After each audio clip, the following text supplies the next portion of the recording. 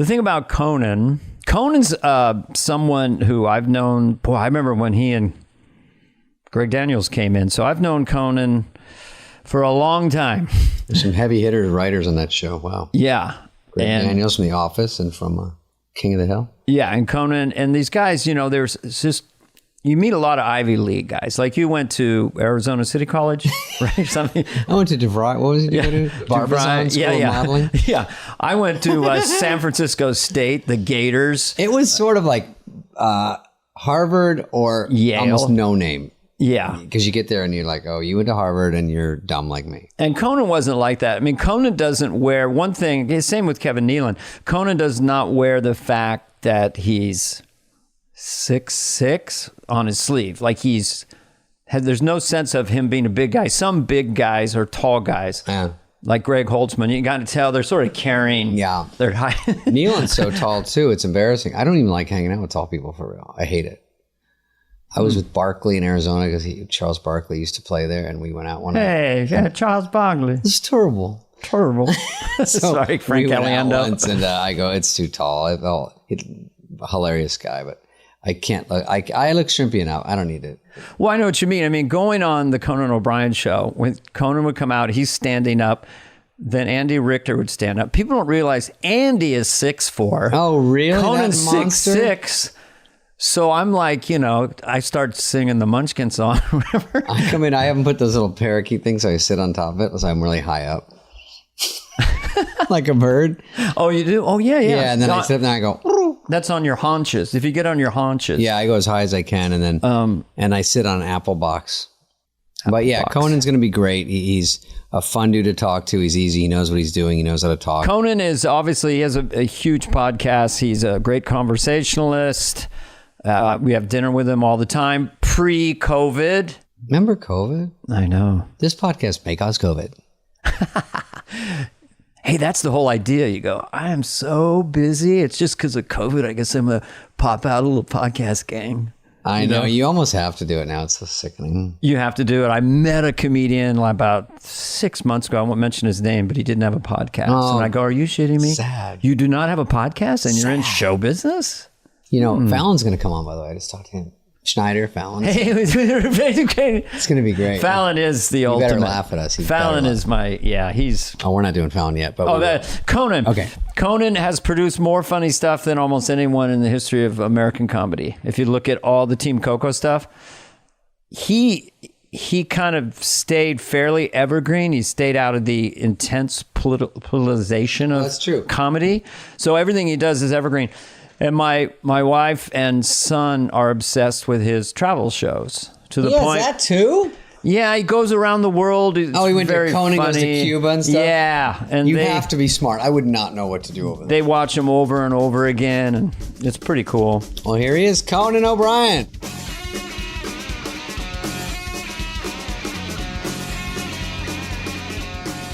I want to welcome the two comedians, entertainers, performers that I've had dinner with the most in the last, say, 7-8 years since I relocated to L.A. Conan O'Brien and David Spade. Both. That's a high honor. Thank you. Yeah. It was, a lot of it was tedious, I'll be honest. I'm going to do the backpedaling that Conan does so well. I really, really like you, but, it got a little boring. There were Jesus times, Christ. there were gaps in the energy. Sometimes the energy would drop, and you're very restless, David. Me? I thought you were going to say Dana. No, you get up a lot. Dana's gotten a lot better. Dana used to be very hard to talk to. Kevin Nealon used to be hard to talk to, but I've been working on both of them, and I actually, for the first time about a month ago, made eye contact with Kevin Nealon. No. And it was a huge... It just was this is something I've been working on since 1988. Big step forward. Yeah, Wow. big step forward. David, you and I don't hang as much. No, but that's okay. But I I say put nice- you guys together. I say nice things about you all the time, which is rare. Our last dinner together, I think, Our was last dinner Ted was fun. Sarandos. That guy runs something. Rob, who else? Us three, and that was it, right? It was us three, and Ted Sarandos joined us. Yes. He kept pitching me shows. I'm like, Ted, I'm trying to eat. Just past the edamame, my God. God. And damn it! He kept Let saying, it go. Dana, whatever you want. He, at one point, held up one of those giant checks. And it was already signed, and he said, just fill in the amount. And Dana was like, I'm eating. Like a publisher's clearinghouse check. Jon it was- Lovitz. I'm Jon Lovitz. Oh. And then we're at that dinner, and who Right. do we Oh, run that's into? right. Yes, we run into Lovitz, and I love it because Lovitz always does, no matter who he's with.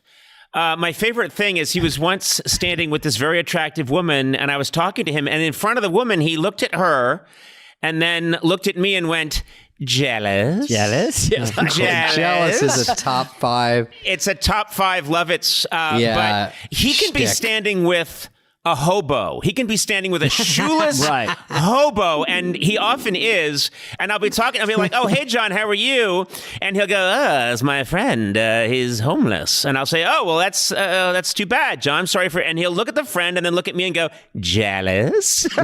Like, Yeah, no, never- I'm really not jealous. No. His big move is he gets new sunglasses or has cool sunglasses, and that sets you up. Nice sunglasses. They come down. And he Sometimes says, he goes, get to know me. Get to know me. He wanted that to be his after The Liar. He was desperate for a catchphrase, and he really was. He really. And so I know the catchphrase. Yeah. one of them was he really wanted to say, "So you should get to know me, and would say it's okay." Yeah. But It was. and then he had another one. Do you remember it, Dana? Goodbye, everybody. Goodbye. Yes. Goodbye, everybody. Goodbye. But So that was a stupid. good one. That was a pretty good one. The whole sketch was built around the guy saying, goodbye, everybody. Goodbye. It's really a nothing sketch just to keep getting to that. Yes, and I loved. he wanted another catchphrase because I think he saw merchandise and he was thinking ahead and he didn't care what sketch you pitched him as long as it got to what's the catchphrase? Does it get to know me or goodbye everybody goodbye? By the way, Conan, have you been in those read-throughs where funny. someone's jamming a catchphrase down your gullet and it's not clicking for 13 pages and everyone's dead silent? They keep doing Yes, yeah. One of my favorite. I have lots of Saturday Night Live memories, and some are the ones that people. Most people think, oh my God, you were there when U2 played. You were there when, iconic rock bands playing. Neil Young, Springsteen, Tom Neil Young. Petty. And I've told this to Neil Young. It was the best live performance I ever saw on Saturday Night Live. Keep on rocking in the free world. Keep on rocking in the free world. And Yep. I've never seen anything like it. It was, it's very hard. Lauren always used to say that TV is the worst way to experience rock music. It's just TV is the worst way to experience rock and roll. But Don't tell our musical The second guests. worst way is radio. There's all sorts of formats. the third worst way is in live in an intimate setting. No, Lauren, that's the best. And if That's you a have good a one. can with a string and it's to a neighbor, it's like really, really bad. Yeah, but so anyway, he said, but that was. I don't know what Neil Young did, but he transfixed everybody. It was great. Well, but Neil those Young Garage Band. That's I what got pops. Ashley He was- Simpson anyway. you were there for that. No, I think I was gone, but I couldn't think. We did have a lot of good bands. I mean, we had Nirvana, we had Pearl Jam. But people always expect that would be the memory that you would remember, that you would think of most. Right. Eric Clapton, and I would think, Right. yeah, because when you're watching them rehearse. You can stand in 8H, which I know looks big on TV, but it's Right. much That's smaller. even cooler. And when you're standing there at rehearsal and you're watching the greatest musicians of the 20th century perform right there, it's quite stunning. It's quite amazing. But I still think read-throughs, those are the memories that are with me the most because they contain PTSD. Oh, yeah. They're the ones the good and the bad. the good and the bad. And so if you have a sketch that's killing at read through, you're delighted. But I think they say negative impulses affect you more than positive ones. It's like Meaning- gambling. Yeah. Yeah. And also, yeah, exactly. And also we all know, you don't see the people that are laughing in the crowd. You notice the people that aren't laughing. And you guys have never had that, but trust me, it's no fun to have an audience member not laugh. Yeah, let me explain it to you. I'll draw it for you. Sitting there, Conan, for 45 minutes, say you're not reading anything, and you know it's coming. Some are killing, some are bombing. It's just very hard to control your energy and your emotions, because all of a sudden Lauren does, and in walks Conan, and then you got to be on.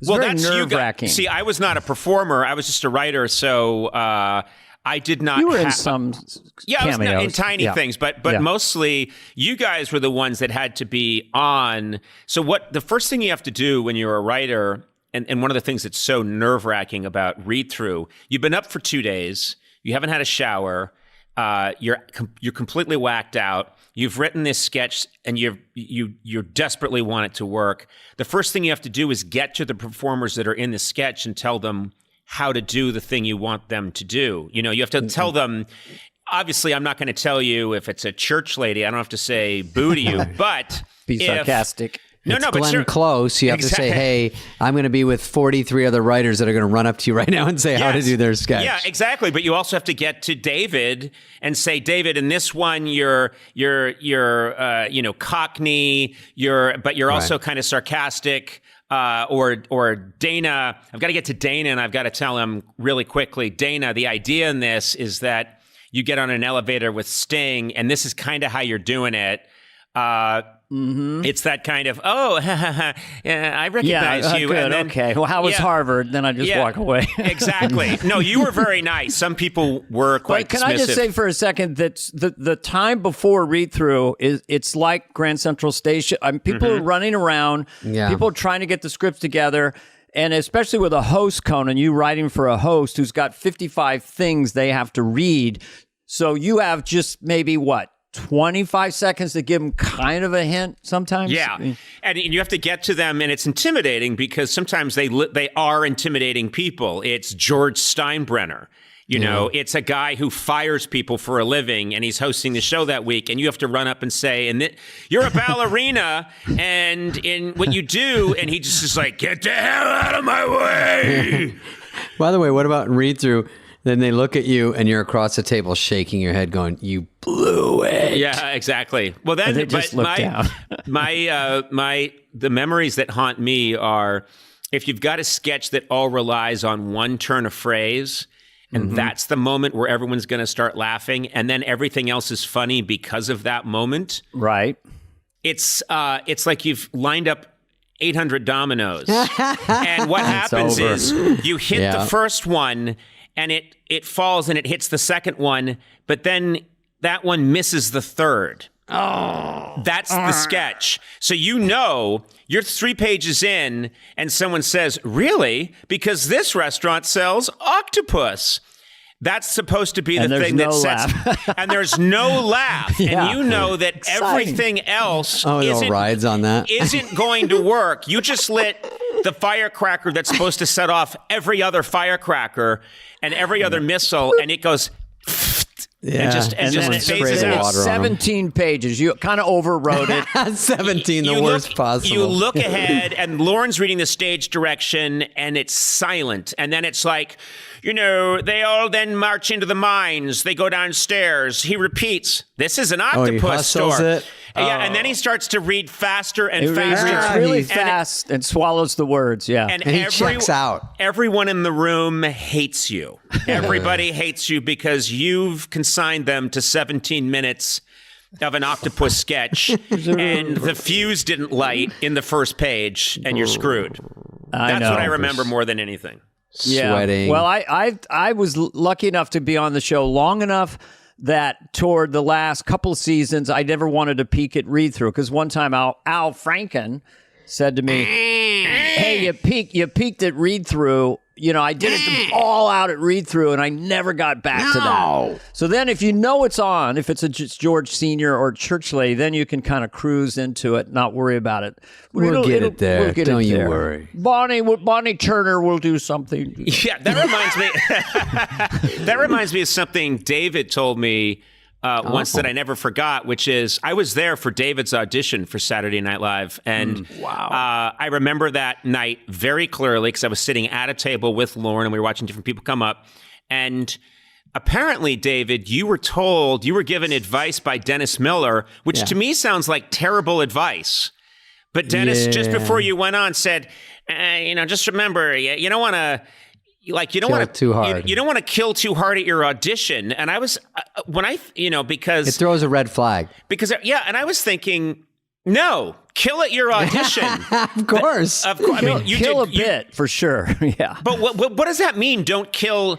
I would want to. You know what it was? It was Spudley because he was like my favorite comic, and then he was with Brillstein, and they helped me get on this young comedian special, which Marcy Klein saw or whatever. By the way, I hired a truck to back up. I thought it'd be funny. Now it's not. There's beeping. So Marcy, everyone's there, I guess. And then Dennis comes up backstage. How you doing, Spud?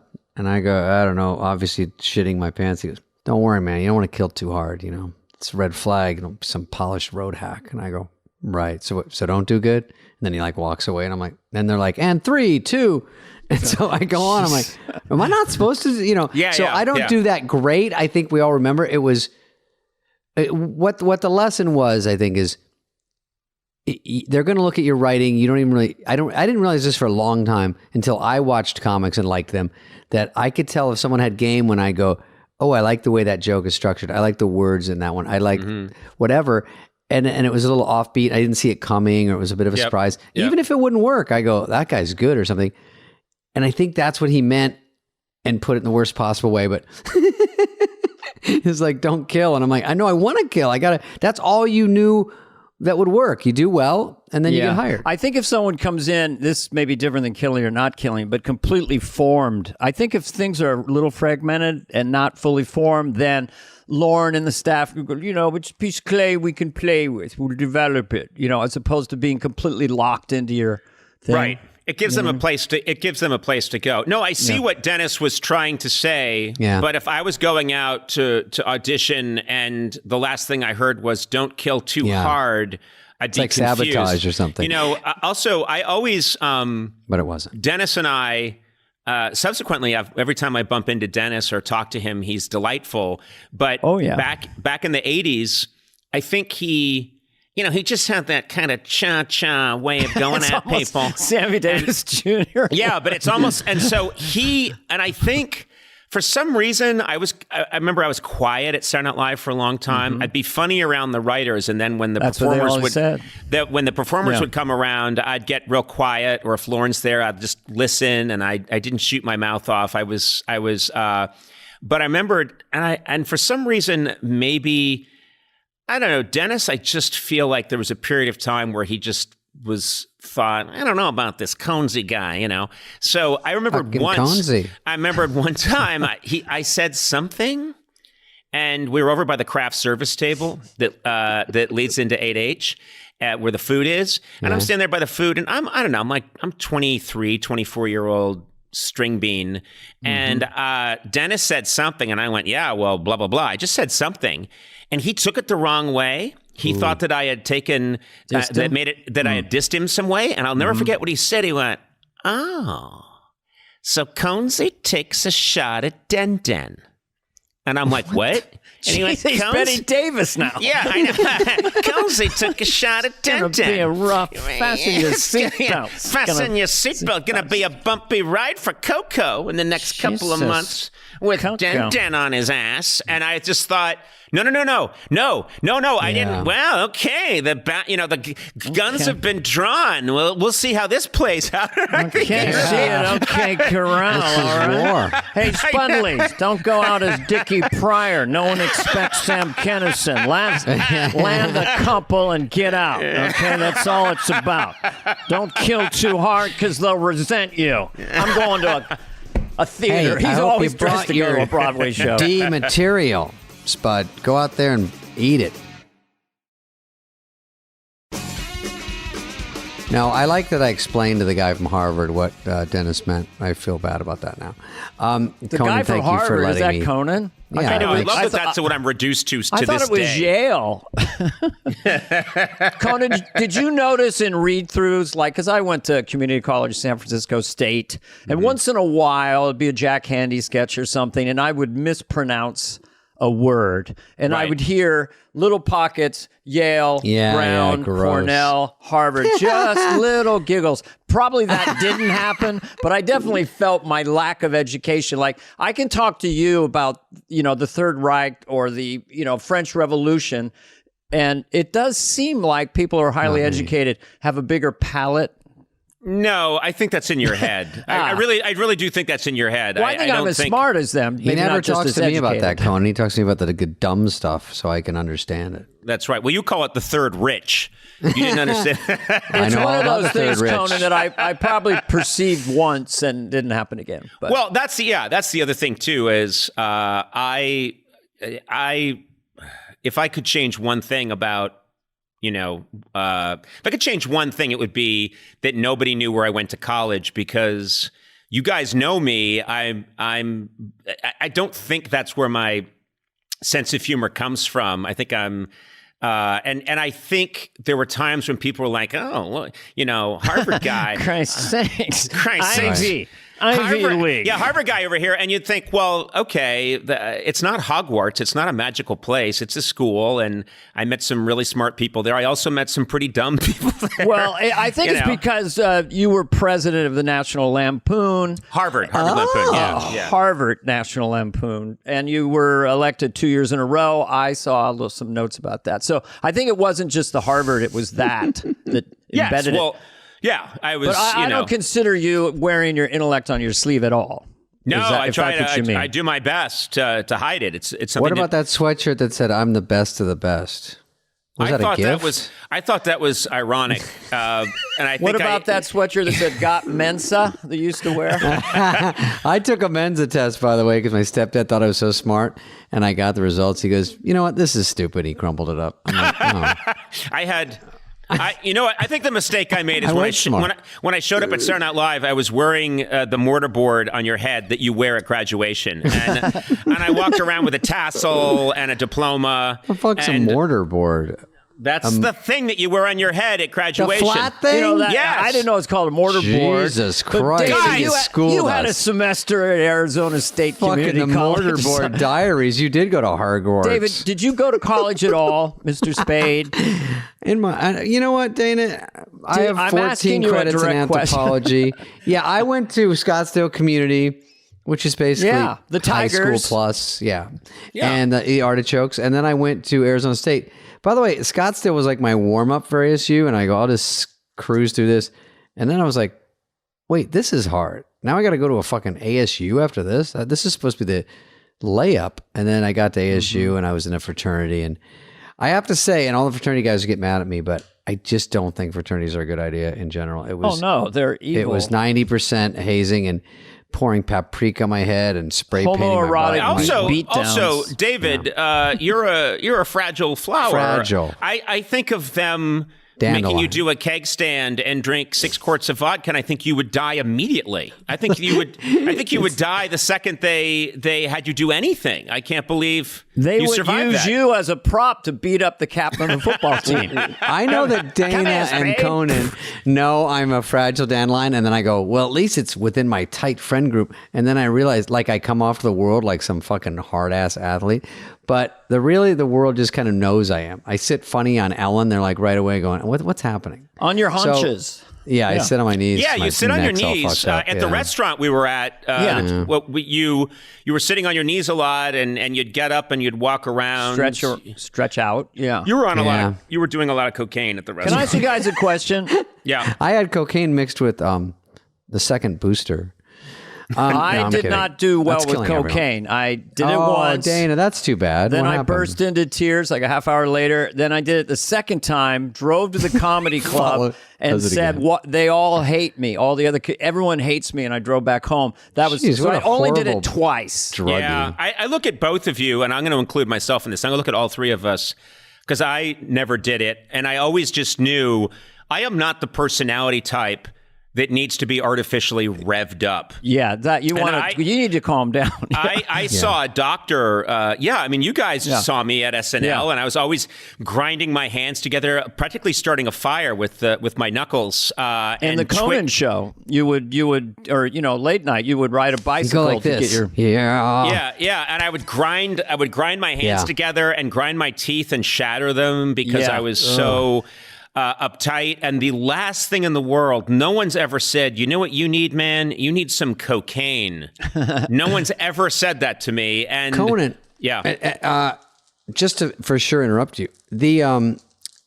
Sorry, we're new at this, but when I was in community college, this comedian gave me a few bumps. I'm using street lingo right now. Cocaine line. Yeah. He bumped me up a little bit, a little sniffy jiffy, a little power flower, and so I'd do it, and then I liked it. I never did it before stage, but I liked it, and then I thought he did it was cool, and I was a little bit of a Count Gacula there for a while, and then I slowed down in college. But when I got to SNL, the only time I should be doing it because I had to stay up all night, I never did it once, and I thought, I always regret that. No, I'm kidding. But I always thought, wouldn't that be the time to be like, because I'd be like, yawn. I would I'd make myself get up at 9:30 just because I thought it was so weird to stay up all night every night. I wasn't used to it. And I'm like, this is so weird to be in New York. And I wanted some semblance of anything normal. And it was very hard to go in and I don't think people at home know. They always hear you write, Tuesday night all night.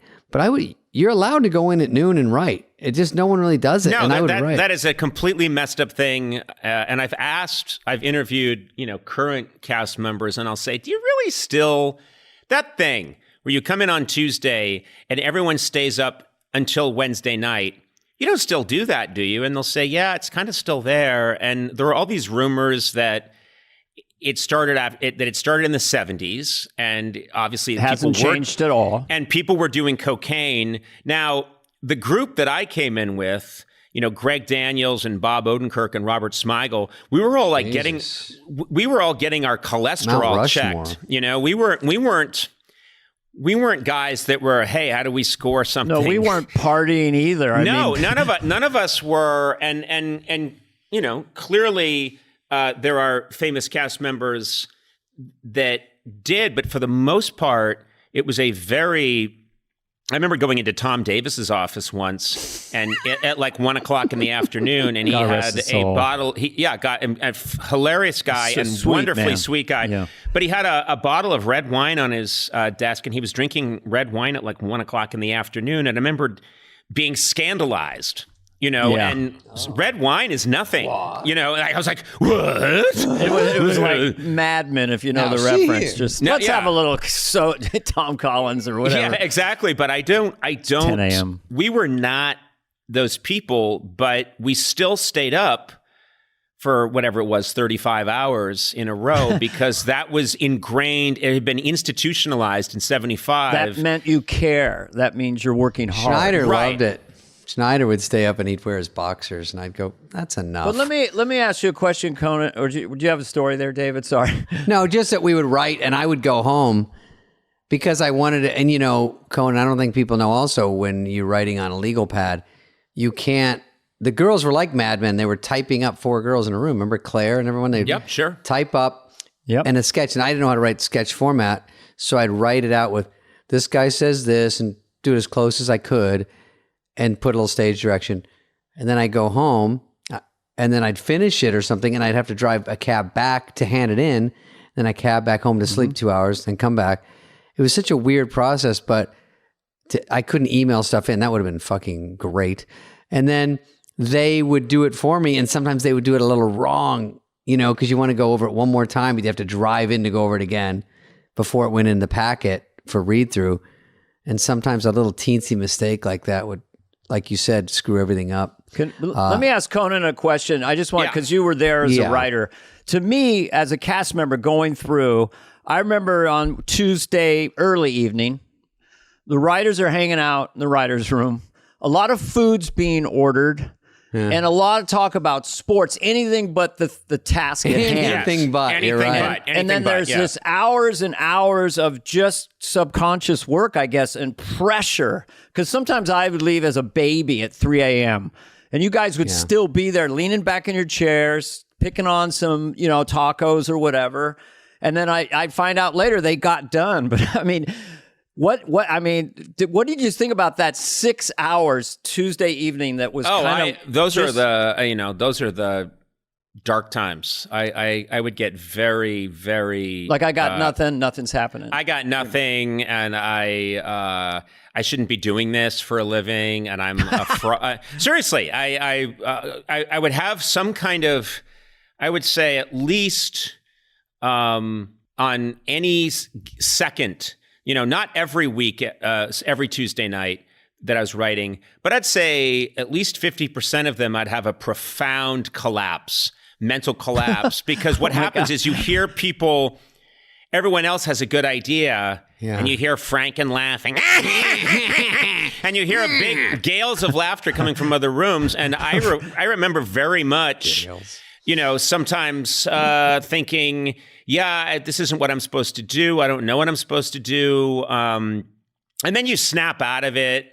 But a lot of waiting for the commissary to open so you could get breakfast, and it would open at like 7 o'clock in the morning. And that's when you could go and get, a bagel with some bacon on it and drink a cup of coffee. It was really, But Conan, do you ever say in your head, like I used to think, I don't think of it then, but what are the chances you're going to think of a bit every week, a sketch that everyone will talk about? It's just such an impossibility.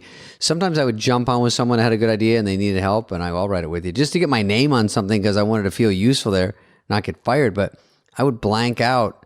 I'd also hear Smigel and Sandler cracking up in the office next to mine. It was connected to mine. I'd be like, fuck, I'm so jealous. They're killing it. Sandler was a guy who most people, when they show up, are somewhat nervous. And I remember, David, you like walking office to office and saying, "Hey guys, what are you guys working on?" And I remembered very well Chris Rock, because he showed up when I was there, and when he was very quiet. He's a very sweet guy. Very sweet, very quiet, and not the Chris Rock that on stage people see on stage, who is the most confident man in the world. He's kind of asking, I don't know, what are you guys working on? Yeah, I don't really know. And that was the energy people had. Sandler, the second he showed up, was just so happy and enthusiastic about everything. And he'd be like, "Oh, let's get milkshakes. Yeah." And he would be doing bits and just laughing his ass off. And I thought he's so comfortable. He's kind of confident about it. Yeah. Yeah. He was so confident that I think he was one of those guys who was like, "I'm going to be a big star and let's get started. This is going to be fun." It's almost like it wasn't even a possibility that he wouldn't be, because everything was clicking so fast. Like people, Smigel, Downey, me, you guys, we'd all laugh at what he's doing. And it was so different and off what I would think about in my own head that I was like, wow, that's cool. He's got this whole persona, and then they throw it into Iraqi Pete, or they throw it into some bit, and you'd see pieces of it, and then you go, shit, they're buying it more and more, and he just go, I'm going to write an update, I'm going to write a song, I'm going to write another update, and just keep going, and they were working. But he did have a period where there was, I think he was inevitable and really confident, but he did have a period where he was, not sure if I remember it correctly, but I think at one point Lauren will kind of feel someone out. Dana, Adam, what do you think that's going to do? Because when Adam first came out with it didn't always kill. Right. And I remember one time in the hallway near the makeup room, I had an office over there on 8H, and I came out in the hallway, and he was leaning back against this was not normal Adam. He looked emotional and almost like he was going to cry. Yeah. Because his sketch had gotten cut. And as I remember, I gave him a pep talk. He never forgot that. But he did... he was 23 when he got the show. But also remember, I don't think people at the network weren't thrilled. And that's another thing. Get it yet. Yeah, what happens is that there's revisionist history You know, what happens, you know, later on. Now everybody loves Norm, but they really didn't. You know, he got fired, and Adam.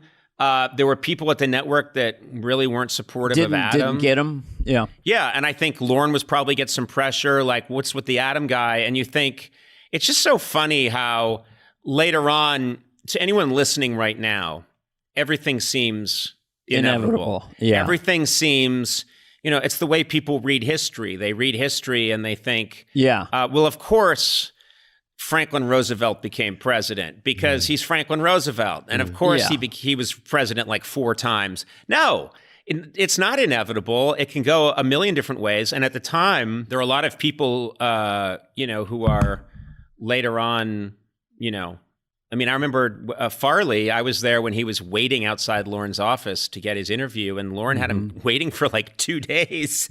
And I was just talking to Farley and joking, doing bits with him. And at one point I took him around I took him around 8H, and I was pretending that I was a big shot and saying like, and so there'd be a crane that was already going up, and I'd be like, Joe, get that crane up. And the crane would be going up anyway. And I was goofing around with Farley. He would laugh. And he was laughing so hard. He was such a immediately great, sweet guy. But, you know, I think when he first came on, he was nervous, and I remembered it really turning around when I think Jim Downey wrote the Chippendale sketch, and suddenly it's he's with Patrick Swayze. And it's this. That was one of the top ever. Knowing right off the bat, like standing 10 feet away, going, "This is like one for the books." Yeah. This is, and you knew just this is. I want to be on the floor when that thing happens because that's going to be a tsunami. To be a big guy like Chris was at that point, and he was so athletic and so physical, and to see a guy, his weight move like that, and so it just blew the roof off. You know, back to misunderstanding Sandler for a second. I remember Sandy Warnick, his manager at the time, and he said, he's such a good-looking kid. I don't know why he does all that goofy stuff. You know, so you're right. He did have the girls right away. But you know what's interesting about Adam? Adam said this to me once. I mean, they liked him. Yes. One of the things that fascinated me. He pulled me aside. He said, "Conan, I do you we." That means so I like you. Let's get lunch. It's so funny because he lives right up the street, and he comes by my house, and you know he'll shout outside the house, "Coney, Coney!" And he's got the best yell voice too. But I guess one of the things that he said this to me, and it really fascinated me. I asked him like who his idol was at the time, and I thought it was going to be a comedy person. And he looked at me and he said, James Caan. And I was like, James Caan? Like James Caan, the Sonny and Godfather? Yeah. And then I saw it, like, which is Adam has that, he can channel that. He has that, and you know from his dramatic roles, he can kill it. He can lock eyes with somebody. He can sell it. He has that energy. He has a tough guy energy too. He has a tough guy energy, and definitely. He's doing all this stuff that, like, I can kind of see what Sandy Warnick's talking about, which is he probably thought, here's this good-looking kid with real acting chops. Mm-hmm. And why is he dressed like a baby going, you know, and it's, but Adam knew what he was doing. I remember Adam when he was he'd not done a movie yet. He was starting to do well in the show. And I remember him saying, I love Smigel. I'm going to put him in all my movies. Mm-hmm. I remember thinking, he already, wow, all your movies, 100% how many? True. About 70. You know, I'm like, what? But Conan, you were saying, like, when you see him in the hallway standing there, we've all been there where you go, you're newer and everything hasn't clicked for him yet. And he's probably in his head going, what am I doing? Am I any good? Like, is this shit too weird? What, everybody, am I as good as these guys? Everybody has that. I think about this sometimes with Saturday Night Live today, which is I'm always grateful that things happen to me when they happen to me. When you think about it, our staff, especially when I first showed up, the staff we were working with was really small. By today's standards, it was when I first showed up. There's like, and I've seen group pictures of the staff, and it's Dana, Phil, Kevin, Jan, Nora, like Victoria. Or something. There's like 7 of you, and Jon Lovitz, and you think it really does look like the cast of Gilligan's Island, and that was the entire cast. And I think in a way, everybody was in almost everything because they had to be. Yeah, you were constantly in the show. And now I am always, hearing about, okay, there's, Cecily Strong, Bowen Yanks. You'd be like, great, I got it. But then you realize there's 35 other people. And that with that many staff, I think it would be hard. I think must be more challenging for the writers. And can you imagine being on that staff now and thinking, how do I get on the air? And also they have guest stars now. We would do that once in a blue moon, but Dan Aykroyd came in and did Bob Dole. And that was like a big thing. I would have been livid as a cast member. Just think, Conan, when we were there, we were sort of overlapping with Dana and Dennis and Lovitz. And when we all came in, and it was pretty full then. And also Franken was available, there's a lot of people that do stuff. And it's hard to, I don't even know what the fuck. Well, no, it's hard. It's hard to pop. And it's like, I think if you're playing on a basketball game and there's 35 benches and 12 players on each bench, your chances of getting in the game are I would think be much tougher. You can't beat down the innate fear and terror and uncomfortableness of doing that show unless you get on air. It's very hard to get, because how do you try not to try? And it took me 80 shows, I think, to get out of my head. Right, and I think that's why. And clearly, they keep finding really great, talented people. But I would think it would be so much harder if you haven't found your foothold right away. If you haven't found your niche right away, I would imagine it being. I would feel for a cast member now because I think, man, that's a challenge to pop. You have to have a clear niche. Like if we have I was sort of sarcastic, Chris was this, Adam was doing this. So at least you have that. Then you sort of go, oh, I'm not just a one-trick pony. Anyway, long story short, I am. But at the time, I wasn't. So was Johnny Carson. I was like, I can do other stuff. And then they go, okay, what? And I go, I don't know. But maybe for the writers, it might be easier because you have more people to cast. But it's also hard in a new world to say, can Dana play a girl? No, you can't do that. Or if you're Asian, if you're Korean, are you allowed to play Japanese? Like there's a new world where things are offensive. And on a show like SNL, are you still allowed to be goofy and do impressions? And they must have one more. There's stuff I was involved in that could never be on today. I don't even want to mention it, but it was the sketch. At one point, we had Candace Bergen on, and she kind of talked about how it was, maybe a little not politically correct. But do you guys think that, like Saturday Night Live today, it's easy to get into grumpy old man-itis, like, oh, we did it this way? Because I remember running into Sid Caesar in an airport, and I could tell he was sort of bitter that it's not, SNL's not that good. We did it better. Is art always just built for its time? I mean, my father just hated the Beatles and then loved them later. It's just kind of an interesting idea of like, is art always Andy Warhol in 1962 or whatever? Saturday Night Live is exactly where it's supposed to be culturally, or do you have any issues with it? I made a promise to myself a long time ago. Judging. Well, I made a promise that there are things I'm going to get and things I'm not going to get, but that be happy. I'm very happy that I got to do what I got to do at the time that I got to do it. Mm-hmm. And I make a real effort. There are some things I don't understand, or there'll be something that people really love that doesn't click with me. But I think for the most part, if something's getting a lot of likes, if something's getting a lot of traction online, and I look it up and it's something from a recent Saturday Night Live, I'll look it up and it's Chris Redd doing Kanye, and I'll be like, oh, that's really funny. That is, if something's getting traction, it's usually for a reason. And yes, there's a lot that can be different about the show now, but I do very much try and remind myself that it's not worse or better. It's just different. It's just completely different Steve time. Higgins told me that, I don't know if he just said that Lorne wrote the Constitution. This is his words.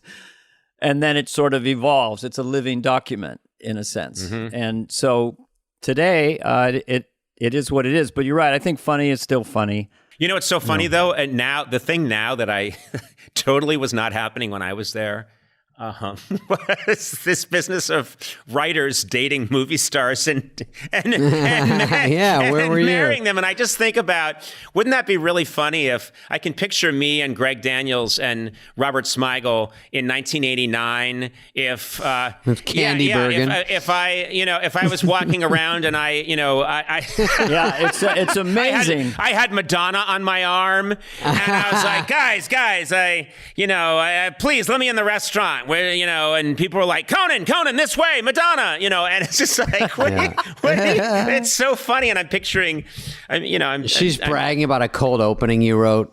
Yeah, exactly. And nerdy me and nerdy Greg Daniels, and he's got, Melanie Griffith on his arm, and he's like, please, move aside. I remember, I think it was for the movie Sex, Lies, and Videotape. I think Andie MacDowell was on the show. Ooh. And she's, I heard this one. She's so gorgeous. And it was my birthday. And I didn't even know how she knew, but I was back in my office grinding away, and all of a sudden the door opened, and she walked in with a grinding cake away. She walked in with a cake with candles on it and sang "Happy Birthday" and gave me a hug, and my soul left my body and never came back. I'm soulless. I've never had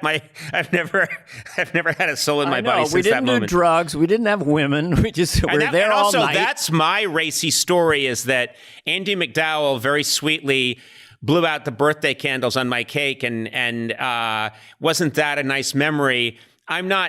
I wasn't sleeping with anyone famous. I wasn't being hounded by the paparazzi.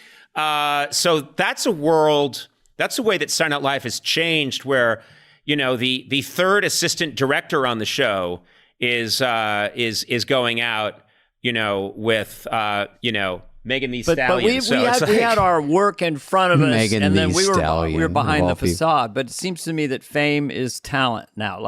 You can be critical or judgmental. This person's advocating fame or procuring fame, but it's its own talent and it's its own power. I don't know. But that would make. I mean, I don't want to judge it. It just seems like it's. I think you just did. Doodle-doo. Yeah. About the new changes, they can miss a lot of shows. Like Conan, you weren't allowed to miss shows. No one's allowed to miss anything. Yeah. This is a grumpy old man thing for sure. But I was jealous that I found out, people would take huge chunks of time off if they felt like it. They could shoot a movie or something. Well, that was one of the things that's kind of mind-boggling now, is the show starts in October of 75, and immediately Chevy Chase becomes the biggest star in America. And a year later, he says, well, it's either continue doing Saturday Night Live or make a movie. I guess I got to go make this movie, so goodbye Saturday Night Live. And you think, no, that's not what now it's a different world. Now it's go make your movie and then come back. You can do both. And do commercials. It's incredible. Exactly. So I think there was clearly a different, I almost think the rules were different, or people didn't. I couldn't do a Super Bowl commercial when I was 2-3 years in. They just said no. I didn't even know they could, but that was part of my deal. Were you offered one, or you asked to do a Super Bowl commercial, and all the I had some good companies ideas for said them. no? I had a good idea. Your agent called It'd be around. funny if I was in one. You kept No, I got a Diet Pepsi, and it was good money. Obviously, I was going to say, I didn't know what you made when you started. I think I got $900 a week to write, and the Pepsi commercial I think was $250,000, and then it trickled back down to me. They say that's not what we do or something, and I'm like, That's not Who's what we we? do. You got a mouse we in your don't pocket? make money for working 6 hours.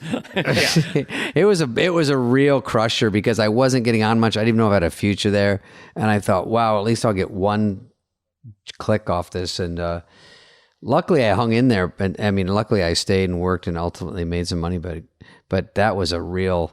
We kick in didn't the do it. I was nard offered a sack. giant Taco Bell thing right as I came off I was offered a SNL. giant taco once. So, and I asked Conan, should I do the Taco Bell commercial? I told him the number. And he said, absolutely not. I'll never forget that. Conan killed it.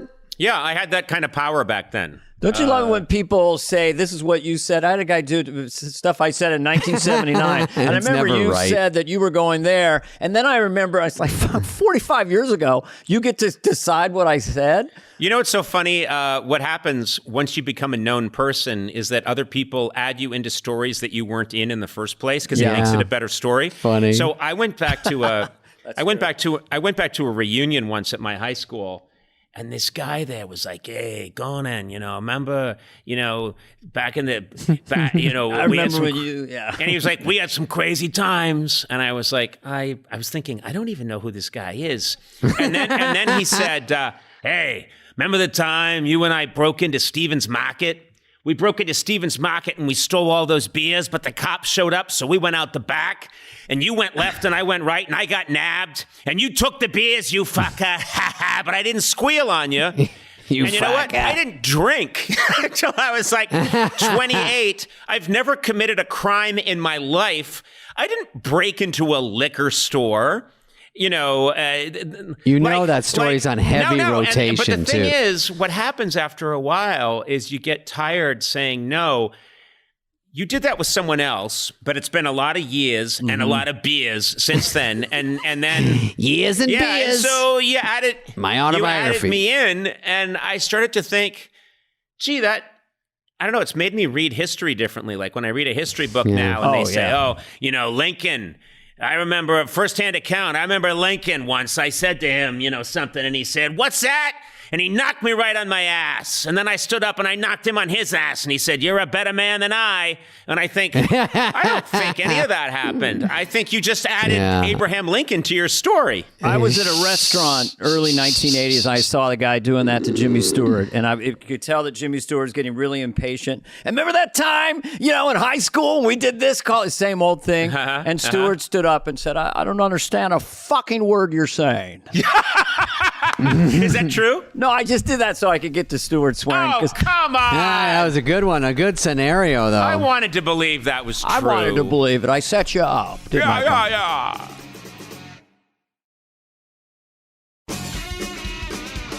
By the way, Conan was nice to me when I got Conan there. nice? Conan, I have to make sure I tell everybody.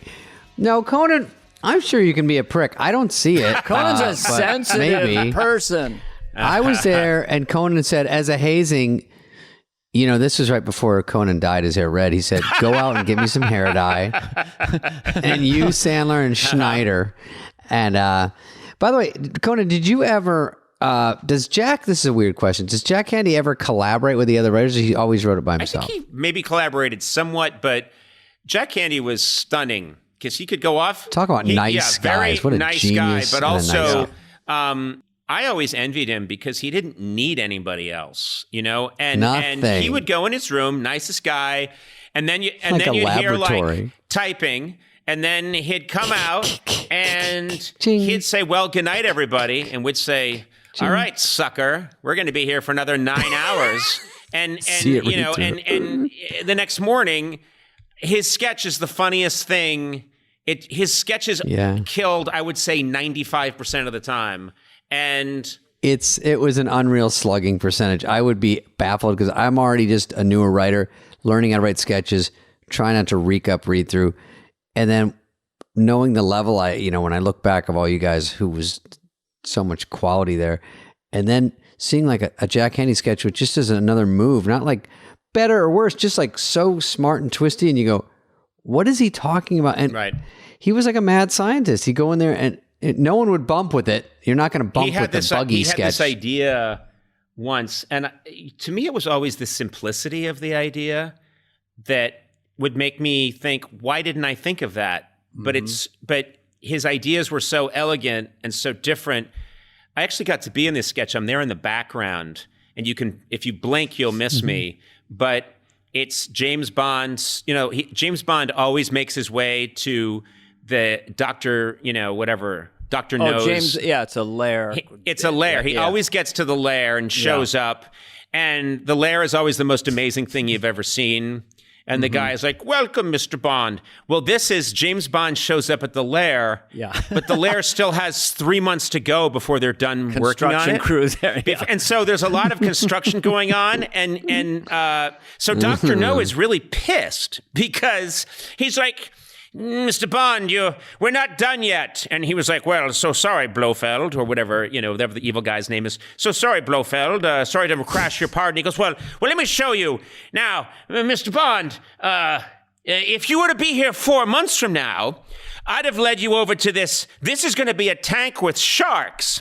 Now, right now, they're still setting the forms. The cement's coming in a week, and everything was, and over here, there's going to be a laser, and Bond's giving him shit, and I thought, oh my God, of course, these layers have to be built, and Bond is always showing up 6 months after it's been finished, and it looks fantastic. It's working perfectly. Of course, he would show up while they're halfway through. And it was great. It was great. You guys, obviously, like his runners that were big were Frozen Caveman Lawyer with Phil. Toots is the cat. One of the weirder ones I remember, maybe you remember it, but it was something about people talking to aliens, and they were high up on this thing, and somehow the aliens only wanted to talk about box office receipts of current movies.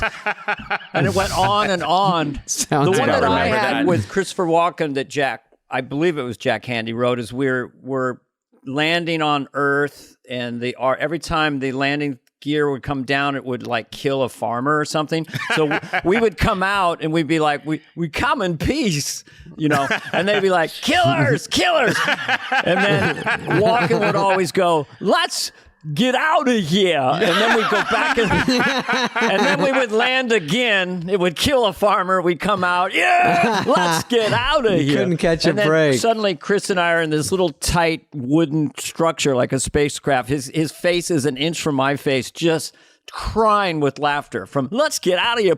Let's get out of here. Now. Okay. That's all I got.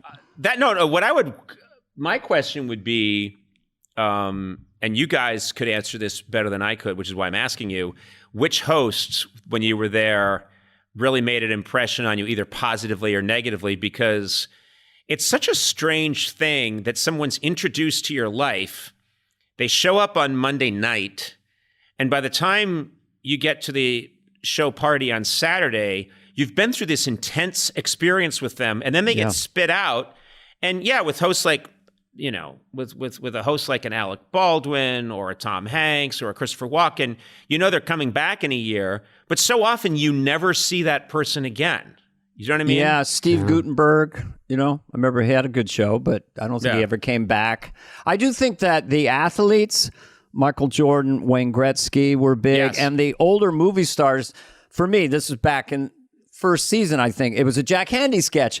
Robert Mitchum and I were in a sketch together, and neither of us knew what the sketch was about. We were beekeepers or something. So and Charlton Heston. I mean, those were the more surreal ones. Well, also, to me, and this was true when I was doing the late night show, anytime I got to interact with someone who had been on TV or the movies when I was a kid, that blew my mind. So if, totally, I remember in the hallway chatting with Mickey Rooney, and Mickey Rooney, there was a garment rack there, that you can hang, and Mickey Rooney was very short, and he jumped up while he was talking to me and grabbed the bars of the garment rack and started doing chin-ups as he was talking to me, and then swinging kind of like a monkey.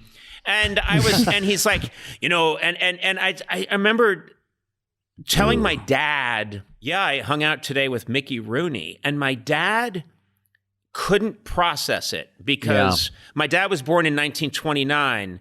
So and Mickey was huge when he was 10 then. Biggest star in the world. So when when my dad's 11, the biggest name in the world is Mickey Rooney. Yes. And there's no bigger star in the world. As he liked telling us. So when I call my dad and I was hanging out with him, but then I had to tell him, Mickey, I got to go. We got to start the show. And so I blew him off. He couldn't comprehend. Why would Mickey Rooney talk to you? And I had the same thing, but go ahead, finish that. No. It's me throwing it to you guys, saying you guys got to meet and work with these people more closely than I did. I was a writer. Conan, I have one too, where you were there. One of my rock stars was of my life was Bowie, and then he was music with Tin Machine. And I told Dana, but you were there during my first receptionist was a sketch I couldn't get on, and then we sent it to Bowie to be himself and come in, and then I don't know who he is, whatever the hilarious jokes are, and then we sent it to him at a Boston hotel, and then Marcy goes, call David Bowie, he's looking for you. I go, call David Bowie. Right. Those kind of things. I think it was on a yellow piece of paper, and it was in my box. When I walked into work and you pull it out, it says, David Bowie, here's his fake name, the NBC, that stuff you get when you get messages. Right. And I was so sick, nervous, and I called him, and he picked up, gave the fake name, and then he picked up, and then he's like, oh, this is the funniest sketch. I'd love to be in it. I go, thanks. He goes, but can I play your part? Oh. And I go, oh, the receptionist? He goes, that's the funny part. Well, I mean, me playing myself is boring. I mean, you could play me, and I'll play you, your part. And I go, I don't think I can do that. It was so weird. Oh, so you had to say no. And then he was weird about it. And then he didn't like it. He goes, all right, well, I'll see you at the show. Wow. And I go, and he hung up. And then, like you were saying just about that week, first I get to meet an idol. I don't think I knew him. Maybe I knew him. I met him once or twice before that. And then I come back and now here, the good nights, I see him and I know there was some friction. Yeah. Now I met Bowie and there's friction. Some stormy past. So then when he leaves Goodnights, he goes, hey, I didn't really get what was going on. That's like a running sketch. And I'm sorry. I shouldn't have said that. Nice that he said that. I'm glad. Yes. I'm glad. Because my experiences with him were that he was such a gentleman. And so, I get that he didn't know that it was a runner, that you can't call Dana, and say, I'll do George Bush. And I'll do Garth. Can I do you Garth be the guy who comes into the room with the sandwich. Right. And it was one of those lessons of like, first of all, don't give a host nothing. There was things, they'd say, what does the host do in this? And, you got to give them something to do. They won't pick the sketch if it's all you and they don't do anything, that kind of thing. So that was a classic example. He just goes, that's not fun for me. And I got it. It was all selfish. I wanted him to be my sketch and I wanted to. You have regret of things you say and it would bother you for a while and then later on you realize it was nothing? Because when Sting was on the show, we were coming down the elevator at the end of the show and I was hyped up because it was Sting and we came out and there were all the people waiting at the bottom of the elevator like a big mob. Yeah. So I put my arm around Sting and said, ladies and gentlemen, Sting. And then he grabbed me and kind of went, with anger. So for years, I thought he was mad at me, until I ran into him later. It would go through my head sometime. The only other funny moment, well, go ahead, comment on that. Did you ever have your moment? Was he thinking he didn't want to bring it up? It was like just, he's getting enough obnoxious. I think it was obnoxious. You get nervous around famous people and you can say or do stupid things. Conan? For sure. Yeah, I definitely. But the thing is, that's in your head, and you're talking about it all these years later, and Sting forgot about it seconds after it happened. And I've had, after all those years of doing the late night shows, regret. I've had people come up to me and say, "Hey, I owe you an apology," and then they'll apologize, and I they'll say, I wasn't really prepared, or I had a little too much to drink before I came on, and I know it was like, and they'll say like, I know you were really mad, and I know you're so mad about that. I don't have any memory of it, and I don't think. No, I'm not mad at you, and I don't even know what you're talking about. Yeah, I've had that. So, and then they're really relieved. They're like, oh my God, but then also probably possibly insulted. Like they carried it around in pain for decades, and you're like, never happened. The story meant nothing to you? All that suffering. Well, we've had therapy now, so we know that we're wounded clowns in some level. Sure. Conan's no, not. I'm not Conan, buying that. not. I chose that moment to look out the window. Yeah, you really did. I'm looking at Sandler's home right now. Beautiful. Hey, beep, beep. It's always fun. If you're a sensitive instrument, which is a good thing to be if you're a performer, or an actor, or a comedian, and then it infiltrates your normal life and you process people, but everyone's... Okay, well, here's a thing that I think you could both relate to, which is people, their assumption would be that if we make fun of somebody or we tell a joke at someone's expense, that we don't really care how they feel. Mm-hmm. And the truth is... Or we don't like those people. And the truth is, yes, there are people you can tell a joke about who you really despise, who are awful people, or impressions you can do of someone. But for the most part, and I think this includes both of you, I think most people would be surprised at how much we don't want to hurt someone's feelings. And that when you hear back from somebody, like I know there was pressure on you, Dana, because you did such a great Johnny Carson impression. And people would think like, oh, you're killing with your Johnny Carson impression because it was so perfect. Mm-hmm. But you're hyper worried the whole time that it might upset Johnny or feel unflattering to him, right? Well, it did, and it felt bad because when I did it and when I sat in that character, and it's been reinforced by Tom Hanks and Martin Short on this podcast, like that was the most comfortable I'd been doing a sketch on that show. I didn't care if it got laughs. I was so comfortable being the charming Johnny. So the gentleman joins us for what you folks are home or watching a television. Right. So he was fine for a while, and I would still be on his highlight reel, and I would see Johnny. And then there was one that offended him, and then I never went on the show the last 2 years. I knew that I was out, and it was that was shadow ban. That was really, really unfortunate. I didn't like that, and someone told me that he would walk down the hall at NBC in Burbank and say, "They're making fun of me now. It's time to go." Just yell it out. So, well, also felt bad about that.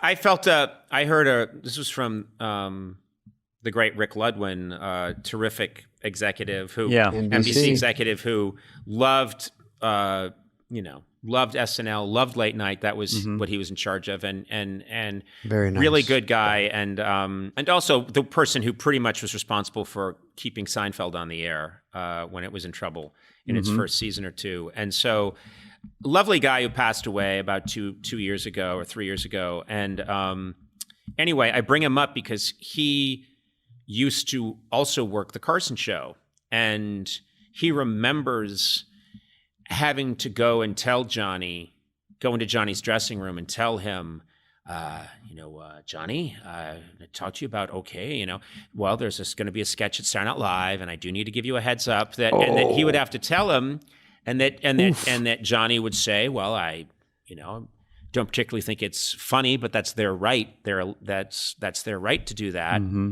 And then he.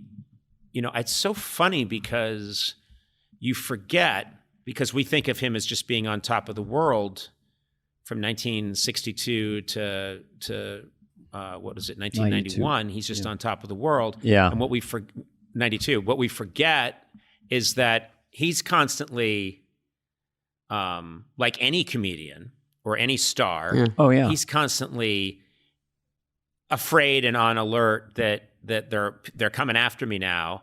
And so I read this interview with Johnny Carson from 1980, and it was in Rolling Stone magazine, and he's talking about the interviewer keeps saying, well, what do you think of Belushi? And what do you think of Aykroyd? And it keeps asking about Saturday Night Live. And what did you think of Animal House? And what did you think of, Chevy, and Johnny, you realize, has been hearing from a lot of young people or whatever that's what's the cool thing now. And he was the cool thing from 62 to up to 75. And not that he still wasn't great and revered, but I thought, wait, in 1980, he's worried about, he's taken a couple of shots at SNL, and how he thinks that the humor really, he thinks it's a kind of obnoxious and he doesn't quite see it. And it's not his favorite thing. And then you realize that, okay, then 8 years later or 10 years later, the show is directly kind of having fun at his expense. I mean, I didn't think of it. I just always thought of at that time, Johnny Carson is so secure. What does he care? You know what I mean? And it's just funny and silly. And your impression was, I thought affectionate. I thought you loved Johnny. I love Dana, being in and that. I thought it was affectionate, but I do think that in show business. But I know that there was a sketch. I think there was a sketch that was written that made him a little. Someone wrote a sketch where senile. where Johnny's trying to be cool to keep up with Arsenio, and the roughest part was Phil was playing the sidekick, Ed McMahon, and he was saying things like, he literally was chuckling and going, ha, ha, ha, peaked in the 70s. Old reference, lost on younger viewers. Old reference, lost on younger viewers. Old reference, lost on younger viewers. And you think, wow, if I was, if there was a hot new sketch show now, and there was a guy playing Conan, and I'm just completely out of it, and I'm not up on what's happening now, and I'm, and I'm old because I've been on TV too long.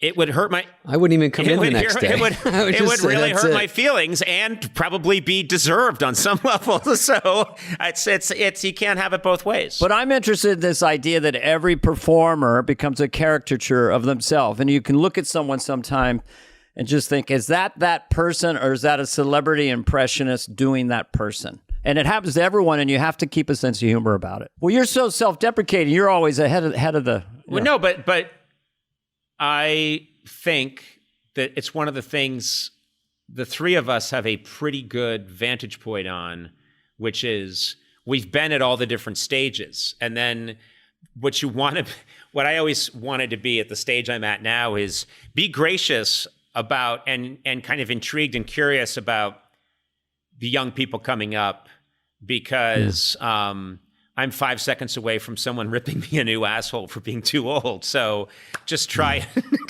and be gracious about all of it. Well, I remember Sammy Davis Jr. on television out of the blue going, I'm not going to be competitive with Michael Jackson anymore. And he was like almost 60. Oh, Sammy Davis. Yeah. But I had a good time with Conan. Thank you, Conan. You've been a really great guest. Guys, I love talking to you. I look forward to us getting a meal. Yes. That would be really nice. That would be fun. Yeah. We don't need Sarandos this time. We don't need a Netflix guy. Oh, he was fine, but he was just padding. Yeah, we move on now. We move on. It's just the three of us next time. That's it. No, we had a blast, but we could do it with us, and we'll fight to see who pays. It won't be me. Okay, thanks, Conan. Okay, I do love you guys, and thank you for having me on. It's nice to have. Let's have dinner. Appreciate it, bud. Goodbye. We can bring in Shane Gillis because I was at the fight. I saw Dennis sat next to me, just chirping the whole fight. Look at this guy. He looks like he's on the rotunda, Jane Fonda and Clute. He was making fun of the fighters, making fun of everyone in the audience, making fun of the girls behind us. He's so hilarious. No. Well, he doesn't get out with his friends as much like he used to, or do stand-up around us. So when I was around him, he was just dropping incredibly funny He's got lines. all built up. So Shane Gillis, who is our guest, great comic. I saw him there at the fight too. Went over and said hi to him. He's a huge dude. I think I'm. Yeah, he's like 6'4". I don't think I'm that huge because everyone is seemingly extra huge. So anyway, he's a big dude. He's very funny. I see him a lot on Instagram. Yeah, I follow him. I see his clips. very edgy. Was on SNL for the shortest amount of time of any cast member, probably. What do you mean? I don't remember that part. I think he was on for a day.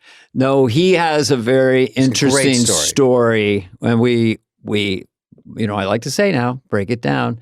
We break down his adventure into being hired on Saturday Night Live and then essentially let go, and the emotion around that and the circumstances around that. So it's a compelling story. It's a unique podcast, and he is one of the best stand-ups out there right now. Filling up huge arenas, getting big bucks. I don't want to say the story was a roller coaster, but it was. I'm going to say something. There was actual real emotion. There were laughs, but there was real emotion on the podcast we did with Shane Gillis. Shane Gillis. Gillis? Shane, is it Gillis or Willis? Yeah, it's Gillis, but you're kind of putting a little... Gillis? Okay, sorry. No, it's good. It's just your interpretation.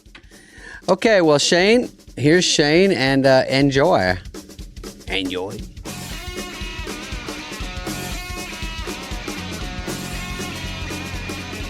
Look at Spade. I look like I'm from Yellowstone. That's not Kevin Costner? That's me, dude. God, Costner. Shane, are you on, guy? Yeah, what's going on? He was waiting for us to quiet down. We just talk about anything. Thanks for being here with us. Yeah, thanks, buddy. Thank you guys for having me. Spade gets really, really boring really fast. Fucking so fast. He's heard. That's a joke.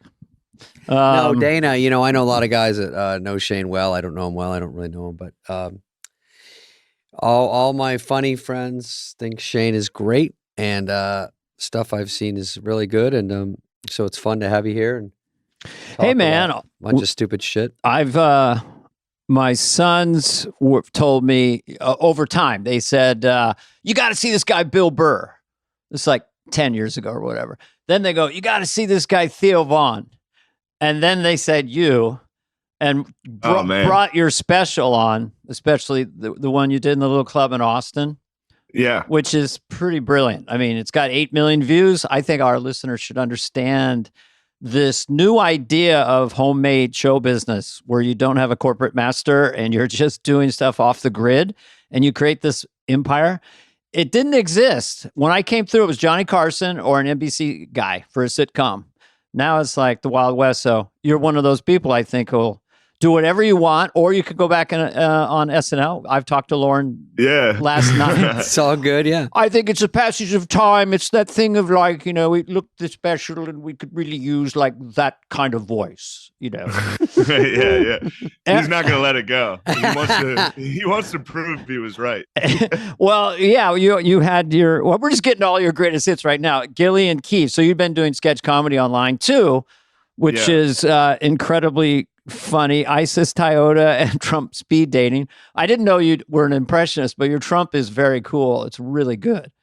Oh, thanks, man. This is I like this podcast, man. Yeah, this is good. It's only 6 minutes today, so you don't have to talk until the last 2 minutes. We usually just talk. We self-congratulate, talk about our guest for 20 minutes. We compliment you, and then we tap out and we play music. But anyway, how are you? That's all I had to say for now. I'm good. Things are good. When I'm done with this, I'm in New York right now. I got to drive to Philly tonight, and then I'm from Harrisburg, Pennsylvania. I got to drive home. Dude, he went to West Point, Dana. I know. That's the thing. I saw in one of the comments. What's great about Shane is he's got 30 points of IQ that he's not letting the audience in on. No, I went to West Point. I went to West Point for about 3 weeks. So don't, for real, I quit right away. Well, what was it? I read about it. Was it a football scholarship, or were you like 4.2? West Point's not easy, is it? I mean, to get into. No, it's easier when you're playing football, which is what I was doing. But everybody there is on scholarship. You don't pay tuition at West Point. Right. I got recruited to play football. So could I ask what your position was and what your size was? I played offensive line. I was about 6'3", 295, 300. You're about 6'1" now? Yeah. 6'1", 300. Wait a minute. You're walking around the planet at 6'3", 295. Shit. Yeah. What did that feel like? Because you don't look. I mean, you look husky, but you're not. I no didn't way know you were Richard. that tall either. Yeah, you seem that's a monster.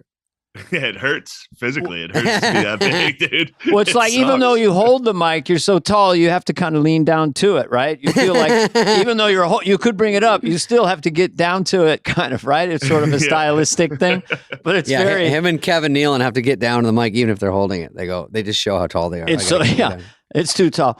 But anyway, so that's a fascinating. I've never met a comedian who was an offensive lineman at 295, and then it's like pretty much one of the best guys doing stand up right now. That's an amazing. And you started in 2012, which seems like yesterday. Like my first set was in 1976. Gross. Not only could I be your dad, I could be your grandfather. I love the stuff you do about your dad screaming at the TV and all that stuff. It's really, really fucking Thank funny. you. Yeah. So you start. Well, let's just get out of the way this SNL horse shit because people tune out at minute 3 on us. We've found through studies. We've been talking about the metrics. Yeah, so they're already gone. So now we can talk about it. We can get that behind us. Yeah. So we. So you we were have our on own SNL. Stories, yeah. You were on it. Let's go really far back, Dana. You were born, and then fast forward to you got a call from Lauren. Well, Shane was on SNL. That's all I know. I didn't read any further. I just want to know some of the sketches or what happened. Or, Yeah, that's great. So how was your time there as a cast member? It was good. I went into the office twice. Did you really go in? Yeah. Well, I mean, counting the auditions, I went in maybe twice. Yeah. Not to meet anybody, just literally like damage control, like sitting there with Lauren talking about it. Yeah. Shane, when you leave here, you won't be coming back. He thought it was he was like, no, we're going to get past this. And I was sitting there like, there's no way. There's no way.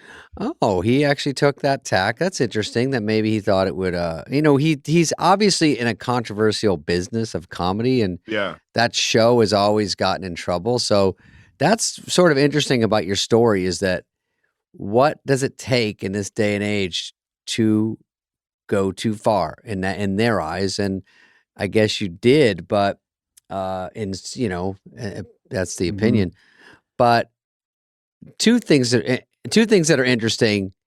You bounce back, which is hard to do, and that's why, like Dana says, you're a sort of a self-made guy doing this other way because that was sort of your only channel now. I didn't do that by choice. I would have much rather had people set things up for me. Yeah, exactly. It would have been nice. It would have been very nice. But do you feel a little better right now because the special was so well received? I mean, because that was your biggest mic drop and your sketch show. So you're in a different place than when you walked out of the 17th floor. You've really landed on your feet. The only thing I want to delineate, I may be getting canceled, but I didn't really get a sense of what you said other than like throughout my time on the planet doing comedy or even with my friends, I would do impressions of racist people, but I was not the racist. It's like Harvey Korman. If you take him at his word in Blazing Saddles, have you seen Blazing Saddles? Yeah. So he says the N-word probably 800 times. So he may be technically the most racist human being in history if context doesn't matter just by saying it. So I don't know why he's not canceled posthumously. Anyway, that's all I have to say.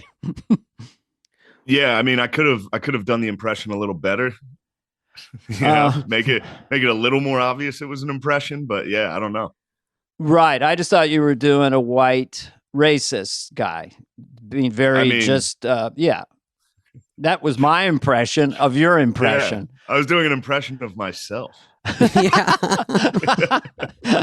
Well, in comedy, it's dicey because once you're on that stage, it's almost anything goes because it's all under the umbrella of comedy, and that's not the way it goes anymore. I'd like to see. So you're doing sketches. How do you get in front of Lauren, or who hears that you're good enough to even audition? How does that go? I think they saw me doing stand-up at JFL or Clusterfest, which is a Comedy Central thing. Okay. So I did New Faces at Just for Laughs in Montreal. And I guess SNL people were there and saw me and liked it and asked me to audition. Actually, they asked me to write first, and I didn't submit a packet because I didn't want to, I don't want to be a writer. Could I just ask, wow, okay, how did you get that good that fast? Because that's like 2019 they saw you, and you started in 2012. So Yeah. that's like Harley beginning in some ways. But so you got really good really fast. So you just took to it. You were like in your early 20s? Yeah, I just did it every day. And did you write every day? Did you record, listen, and write? Or you just got up every day and kind of... Yeah, honestly, that's where podcasting really helps. Is me and my friend just joked around every week for a couple hours, and that's you're just sitting there riffing, and you're like, all right, that could work. And then you go to an open mic that night, you're like, all right, that works. And you're early in on podcasting too, so you're way ahead of the game on that. And does that get you enough of a base, because podcasting is obviously bigger now?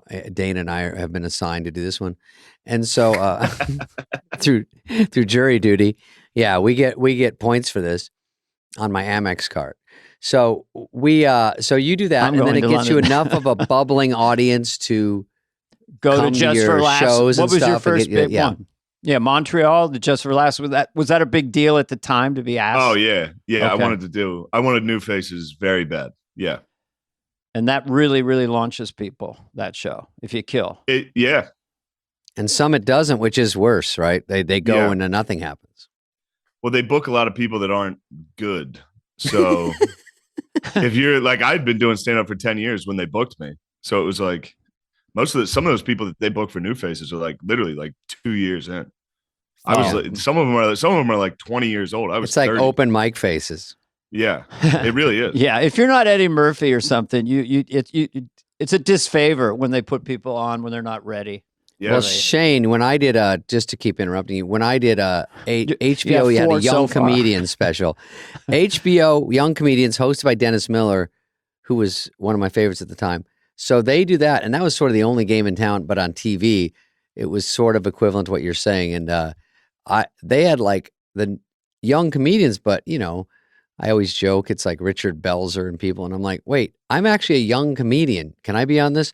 And I was on that borderline of having a pretty good 8 to 10 to 12 minutes, but not much more. But at least that was pretty polished to get me on. And then after that, you got to sort of go. But that was 6 of us: Rob Schneider, Drake Say. There's people on there. So that helped me the way that that JFL thing is for you, and that's where SNL saw me. And so you get this break, and then the talks start happening. Oh, did you have an agent and everything at this point? Yes, I did have an agent. I was with UTA. Oh, yeah, big one, yeah. Yeah, and then they dropped me during the. I was about to say, God damn it, did they drop you? Wait a minute, cowards. Those cowards. A corporation got nervous and actually let you go? Man. Hey, you want to know something funny? They kept Jussie Smollett for a very, very long time. Oh, too long. Wow. Yeah, they kept him until like this year. Yeah. This year. Yeah. Oh, we feel like Wow. But they actually anyway, had the noose. Funny? He gave him the noose as sort of a souvenir, and they had it in the lobby of UTA. What? We can't do that? What was a fake noose? I think I'm canceled every day, but I feel like I'm too irrelevant and too from the 60s to get Your canceled. Your special is called Too Old to Cancel. You can't cancel me. Life is canceling me. Yeah. If I was a fuel gauge, I'd be less than a quarter tank. I'd be like an eighth of a tank if my lifespan was a fuel gauge. It would be like this. Bung, bung, bung, bung, bung, bung. Yeah, and I'd just be cutting down as I got into the gas station.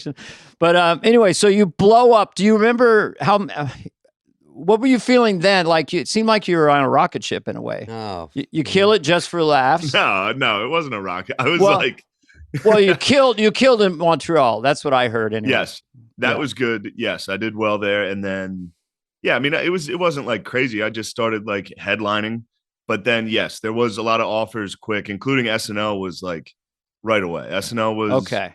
SNL was like, we want you to. They sent me a writer's packet. I didn't do it, but then they were like, we want you. They asked me to audition, and they were like straight to main stage audition.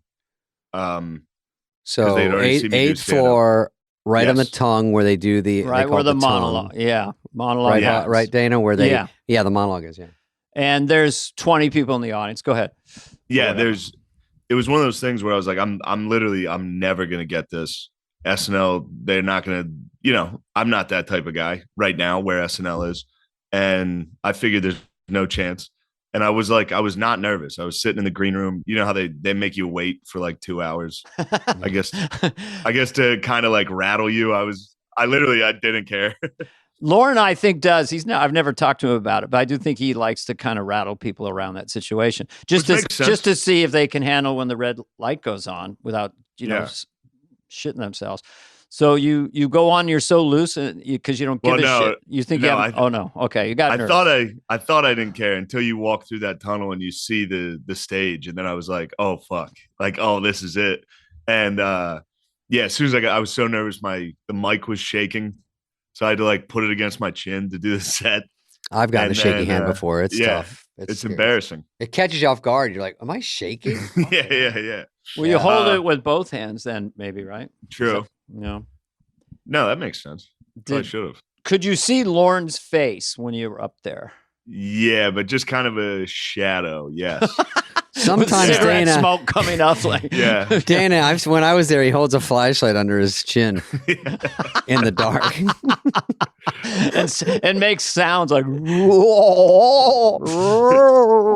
show. So then, so you thought? What did you think when you got off? Did you do Trump? I don't think I did do a Trump impression. I could be wrong. I did a joke about Trump that it's funny. The joke at the time was like, it's funny to watch every comedian go on and make fun of Trump. And it's like, they're lucky he's not here. He would bury all these comedians, including me. I like do it. Oh yeah. You know what I did? I did do a Trump because the rest of that joke is him following me and calling me a fat loser and how he would definitely be. Go ahead. I want to hear it. What a loser, that guy. Very fat. Very fat. Very fat. I saw that a bit, and it was like a shooting gallery when he went up against the other Republicans. Oh, it was extraordinary, sleepy or low energy. Little Sleepy Marco. Joe caught on too. That was hot. He's got a new one right now for Ron DeSanctimonious. I know. And what do you make of that? I don't think it's a little bumpy, but I'm getting back. I'm not sure if I get sanctimony from DeSantis. I'm not sure if it just. It rhymes, so you got the D and the E and you just continue it and you know what you got. But I don't know if that's the best nickname. It's not his best work, but it's good though that he's still trying. I mean, no matter what any nickname he gives somebody is funny because it's coming from him. I mean, Sleepy's not the best nickname. It's just funny that he's out there making fun of other politicians. Of course. Little Rocket Man was ballsy. Little Rocket Man. Tiny rockets, little tiny rockets. Tiny hands. Like, but you do a rudest. great one. And you have the build. I mean, I'm not saying you look like him, but you look more. I mean, I'm such a pencil neck. You could put me in anything, but you actually, it was a cool look you had on the sketch show. My favorite one was Mini Mike Bloomberg. He literally ended Bloomberg's. Bloomberg forgot about they ended the campaign. He called him Mini Mike, and they were like, all right, we're done. They put $1 billion into the campaign. He called him Mini Mike, and they're like, it's over. All it took was the word Mini and Mike, and $1 billion went away. That just makes you sound like the biggest asshole. He doesn't even put it through a computer. He just says it, and you're like, yeah, we ran 100, and that's the best one. Well, the best one to make you feel like an asshole. If you were running against him and you knew he was going to come at you, I mean, how could you advise DeSantis? Like, ignore it, come back at it, or, If I was DeSantis, I'd say Humpty Trumpty had a big fall. Daffy Donald. Yeah, but you can't combat it unless it's authentic because some of those other guys tried to do it and it just I know. It was humiliating. It's so bad. Rubio tried to go after his hands. Yeah, little hands, and it looked terrible. All it did was give Trump an alley-oop to go on a debate and say he had a big dick. Yeah, it's true. Just made it funny. Let me tell you, there's no problem down there, right? There's no problem. And he pointed to his cock. There's no problem. It's still the most exotic political creature in the history of probably the 2,000 years. I don't know about, He's up there with open micers. It's impossible. He's like a seasoned headliner. Oh, if you put him in a hip hop rap competition, I mean, Eminem would have trouble. Everyone would be in trouble. The only way to beat him is you gotta be Biden. You gotta just have no clue what he's saying. Just totally totally be unfazed. You can't get your feelings hurt. You're just up there talking. Well, I have a theory, Shane, that when he went to the first debate, I think he had a UFC fighter with him on the plane, and I think he got really amped up Trump. So what you would have been smarter for him to do would be let Biden talk, but he wouldn't let him talk, and that kind of made Biden look really good. Yeah, I remember that first debate. Trump looked awful, hyperbolic, and then Biden didn't have to really complete a sentence. He just could go, look at this guy, come on. What do you say? Some people says it's Pirates of the Caribbean.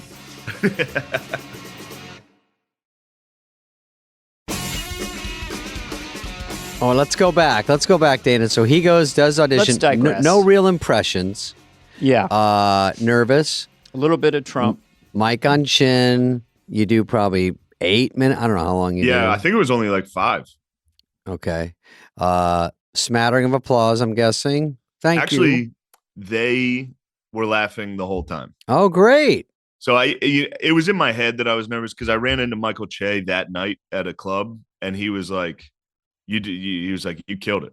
And I was like, oh, I thought I was nervous. He was like, least nervous one by far. Oh, cool. Even though I was in my head. I mean, my hand probably wasn't that bad. But that's the beginning of the psychology, Dana, of like, oh, wait, is there a chance I might get this fucking job? Yeah, that's exactly right away. I got done. Yeah, when I got done, I was like, oh, I fucking bombed. No chance. Huh. And then that night I ran into Che and he was like, no, you did great. And I was like, oh, shit. I'm going to fucking get this. And then I started to get like a little, I don't know. I was never like happy. Yeah, oh no! You wouldn't be happy. You said a sense of dread, right? That's what when I first got it, I felt sick to my stomach and dreadful. Like maybe I'll bomb on the show. Or what was your vibe? What was your like dread or just anxiety? Yeah, I think dread and anxiety is exactly what like everybody else was like. Oh, you must have been so happy. I was like, I mean, the only cool part was I got to call my parents and tell them. That was the first thing in comedy they have understood. Yeah, you know. But other than that, it was like I was kind of fucking knew something bad was coming. Sure enough. Now what's the time frame now? Did they hire you the next day? Do they make an offer? It was quick. They were talking. It was probably end of August. I took audition. September 12th is when they announced it. Okay. So they announce you're on the new something cast, feature player. New feature player, and literally within 5 hours. Whoa! Right away. Damn. And it was funny. This is the funniest part. I was on my way to do stand up. So I was on the train in New York. My agent calls and was like, "Did you say the word I said?" And I was like, "No, I would never say that." And then I hit a train stop, or in between stops, I lose service. And then the next text I get once the train starts again is a video of me saying it. I'm like, oh shit.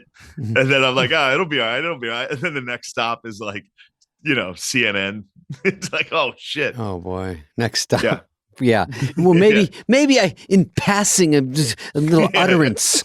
It literally was just a video of my face, like not even smiling, just saying it. I was like, oh shit. No context, nothing. Yes. This is public enemy number one. Damn. Well, hopefully they have a new protocol, like vet. If you have a problem with someone, don't let them audition. This was a mistake. I don't know who vets people and who's the decider. But well, here that's another thing is like they did vet like the same way everybody else was like an improv person. They didn't have podcasts at the time. They just checked my Instagram, Facebook, and Twitter. I didn't. No one vets like Twitter people. Yeah, like they're like this guy. We'll figure it out. Give us 5 hours. Yeah. They got me with the podcast though is like nobody's going to sit down and listen to 1,000 hours. Right. It's tough to vet the podcast. I told them, I was like, I have a podcast and I say the word gay on it a lot. And they're like, that's fine. I omitted that one. So you guys actually literally had 1,000 hours of that podcast or hundreds of hours? It was massive. Yeah. And so how many times did you use that slur? I don't know. Before that video, I would have said 0, but then there's been a couple. Oh boy, yeah. Well, some of these sketches you do, like I saw ISIS Toyota. Are these done before, or were you saying some of your apprehension with SNL is maybe your sketches when you went there to write or be in, you might write something that's even too far for them. So is that part of your fear? Like it might be like they might not like. I'm not saying you're a horrible person. I'm just saying some people like to push it, and some people do different things. You know. No, that wasn't my apprehension at all. It was like I don't know. Maybe it's just a me thing. It was something good happening. Yeah. I was kind of like, oh, it's like, don't wish too hard, then you get something. You don't really probably wish for SNL, but like Dana was always that type of character guy that's like the perfect spot for him. With me, it wasn't quite as perfect, but I bombed out twice. I auditioned for it, and I had no confidence at all that I could be on it. Later it's like, it was an obvious pick, but no. What I'm curious about on a human level, because when I got Blue Thunder with James Ferrantino, a TV show in 1984, I called my parents. It is sort of a thing that you kind of do, even though I had issues with my dad. But were you the one to have to call them the second time? And what did that feel like? No, the news got it. So then they called you. Yeah. Shamey. Everyone called. Everyone called and was like, "Are you all right? Are you all right?" I was like, "Yeah, I'm all right." I wasn't even like that. I mean, I kind of blacked it out a little. It was like so much, but I wasn't like. I don't think I was like devastated. I was kind of just numb. Out of it. I don't know. Yeah. I knew I could. You're inside a dream. Do stand up. Your rocket almost didn't get off the launching pad. That's the thing. You weren't way out in space falling. You were like, yeah. No, I mean, I had zero. Yeah, I didn't lose anything. I had $0. Mm-hmm. I lost an opportunity, but it was all of a sudden I just had a lot of attention on me, which was weird. It was uncomfortable. Dana, I wonder if it comes down to like, I know these are corporations. I know Lauren has a good sense of humor, and I know, Dana himself, there's been sketches in the past that wouldn't fly today, of course. Oh, yeah. I did an Asian character in the 80s. And I was called out for it being inappropriate, So it's tough what was the accent? Oh, full Asian. I lived near Chinatown. No, just do it real quick. I will. I lived in Chinatown, just a context, or near it in San Francisco, and I used to see this guy in his yard, Chinese gentleman, with a leash on a chicken. Yeah. So then I had a flight of fancy of a character from China who opens a pet chicken store, maybe in Manhattan, but he loves the chicken so much that he talks people out of buying them. So it wasn't any sort of stereotypical thing. It was like, so Lovitz came in and go, how much for this chicken? And I would say, oh, you don't want that chicken. That chicken, he think he like dog, but he not dog. You throw frisbee, he don't even catch it. He poke hole in it. 1 minute you got frisbee, next minute you got spaghetti strainer, because chicken make a lousy house pet. So there it was. Catchphrase. The catchphrase would, and then I would sing to My Fair Lady that people would leave, and I go across them to his beak, and that ran 3 times. And then Candice Bergen came on as a customer, and she told me that I was a racial stereotype, and that was the last one we did. We made fun, or we acknowledged it. But for me coming in, we go by. Bill Burr was on our show, and he just said, "What's your intent? Is your intent to hurt?" To me, it was naivete. I wouldn't even understand that being offensive in 1986, 87. And neither did anyone in the show. Nobody flagged it or talked about it. So, but now we're in 2022. And I do think that if people see you and listen to you on this and see your special, see your stuff, it has its own edge to it. But you're a very likable gentleman, because they make you into this boogeyman character. And the more we see you, we meaning the public at large, like, here's a guy who's goofing around on a podcast for 1,000 hours with a friend, saying outrageous things. And we've all done that in the back of a car with our comedian friends after a gig. Yeah. How else do you make a comedian laugh without certain words that going too far? Yeah. And you are, but you're not doing it. You're just doing it because of the shock value. You don't take it into your heart. End of statement. I talk By too the way, much. Shane doesn't ever agree that he's funny, and he's humble. You know, he doesn't. We keep telling him, and he's never like, "I knew I was really good." When he seems he seems to take it all in. Like, we all know this business is very fickle, and who's to say who's actually really funny? It's just you just cross your fingers, and if people keep coming to the shows, it's great. If they watch your special, it's great, and you know it could be rug pulled any day. You just don't know. It's very tough. It's tough to be cocky. Yeah, you'd have to be a real dumbass. Yeah.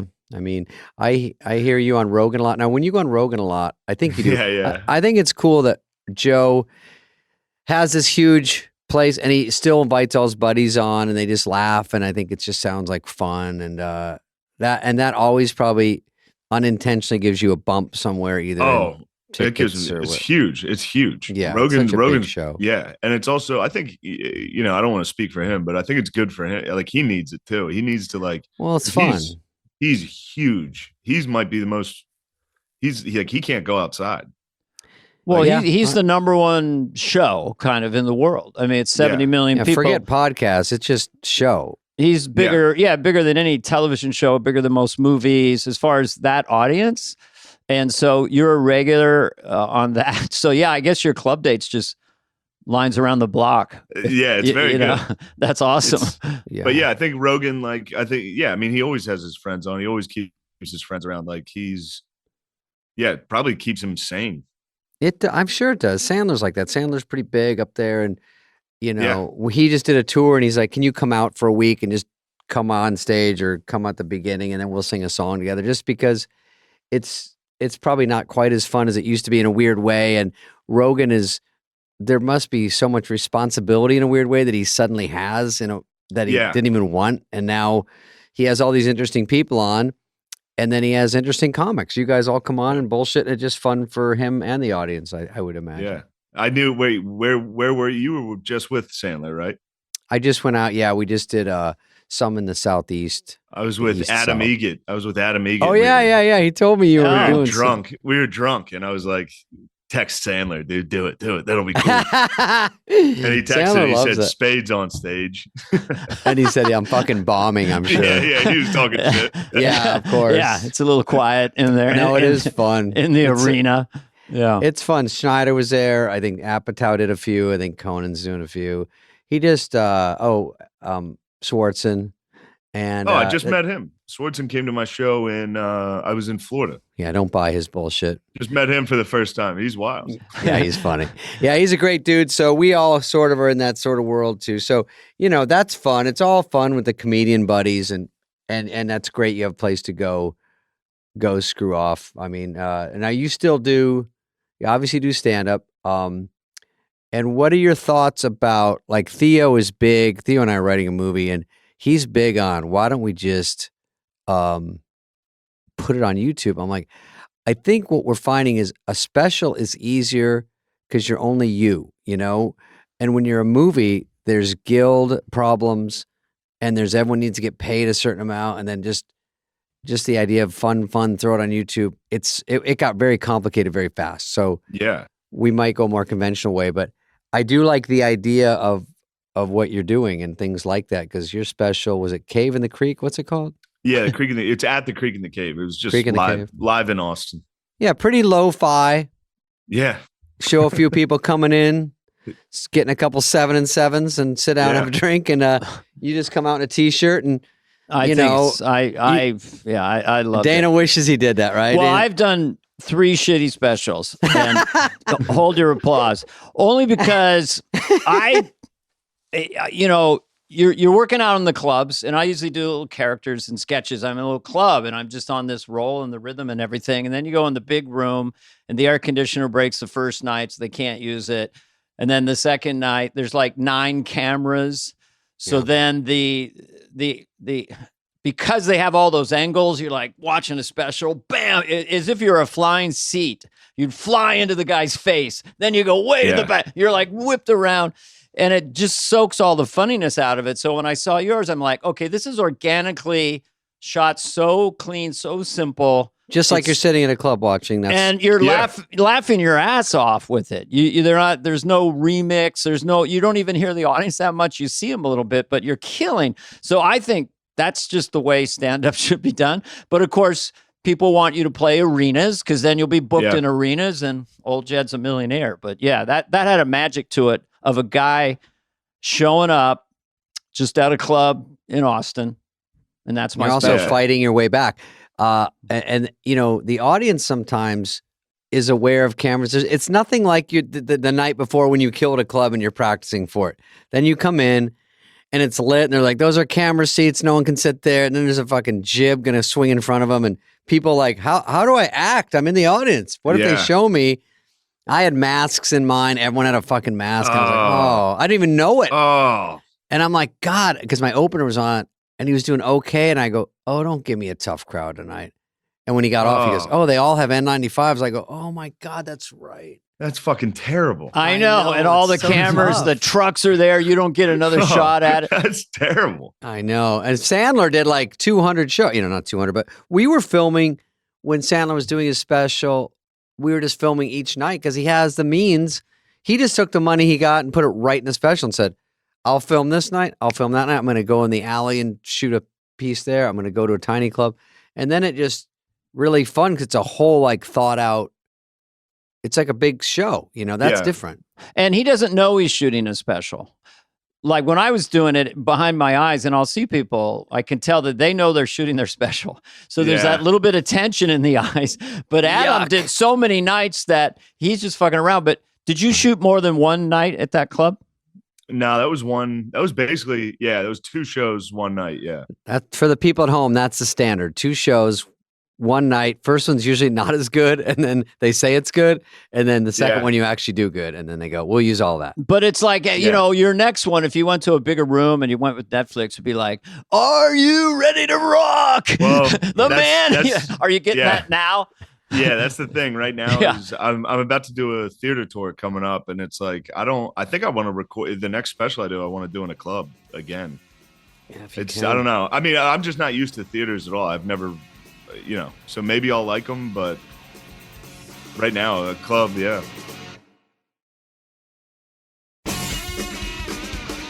I'm on a theater tour now, and it's tough. It's not. My theater tour is like 2,000 to 2,500, so it's not as big as these guys you hear about. And I've never done theaters, even thought about it, but I go, everyone's doing it. Nate, Theo, all these guys. So I go, let me try it. And it's a different vibe, it's not a pace, but you feel way more responsible. There's a weird feeling of nervousness. Like they're paying more, they're staring. This is more of a big night out. There's no waitress. There's no drink. There's like 4 balconies. You don't know if they're drinking or what. And you're walking through the back and it's like all cement, like you're at a show. Like stay in small clubs, Shane. Yeah. Just stay in small. But you make money. Yeah. Look at Nate Bargatze. He just keeps going bigger and bigger. And he's funny, Dana, because he's the opposite. He's like, I'm everyone's mom's favorite comedian. That's his moniker because he's clean. Very hard to be clean and funny, and he's great at it. I just saw him in Vegas recently. His new hour it's incredible. He's I can't so believe. good. Yeah, he's smart. He gets the TikToks Also, out there. I didn't realize, I was just looking at my image on this. I didn't realize I had a bunch of religious. Yeah, I mean, my bad on that. This is my. You've got like a fucking beaver. Are you at your home? Or your parents? It's my apartment. Oh, your apartment. My apartment. Okay, so are you very religious? My girlfriend. Which is fine. No, this is. Oh, okay. Yeah.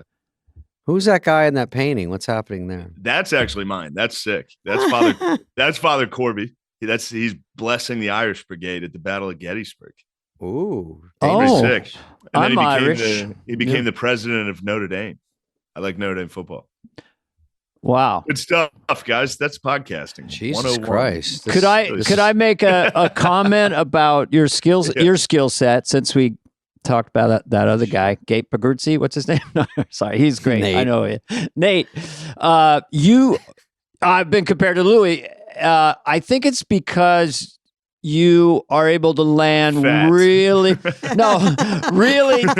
Louis' stock and trade is he landed so many bits that were so sensitive and he made them so funny Chris Rock has done it, but you did one on your sister's addiction toward the end of this special, and one on coaching Special Olympics kids. Really tricky topics, but you brilliantly landed them so hard. The audience was, when you land something like that, the audience seems to laugh so hard, like harder than normal.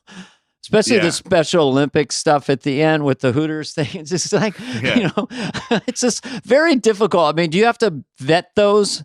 Like you keep working on where the line is to keep them engaged and stuff? Go ahead. For sure. Yeah. I mean, you guys know. Yeah. You have an idea like that. You try it. You do it in an open mic. People are like, oh my God. Yeah. Cause you do it wrong a few times. Yeah. They're like, never do that again. You're like, I know it's funny. I know it's funny. I'm going to keep it. But then there's ones where people like never do that again. You're like, I know it's funny. And it's just never funny.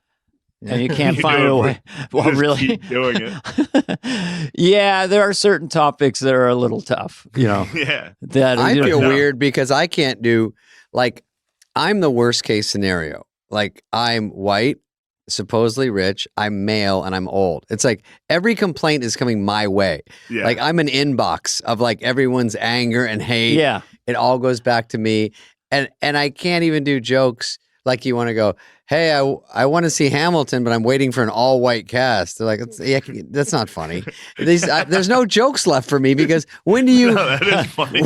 when do you get to be like white joke? There's just, you can't. So I just sit there and go, I guess you could. Just do I know. brother. I know, you're right. But like you were sort of officer and a gentleman on your special going, I got nowhere else to go. So you might as well just come out blazing. Yeah. You know what I mean? Because you had not a stigma, but once you leave SNL and the way it was a bumpy exit, then you go, if I'm not going to get a Netflix special right away, and it looks like you might now, because Ted is pretty forgiving about just loving comedy, which luckily, and so he's willing to sort of grade on a curve, on people.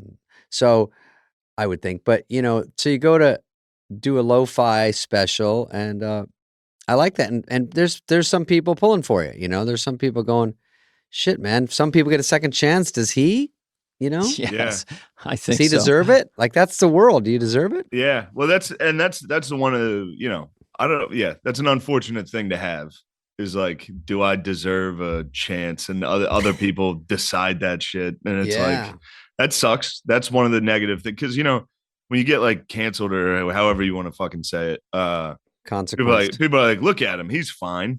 It's like, no, I had to overcome shit. Like, it's not easy. And now I got to deal with, I'll never not have scrutiny.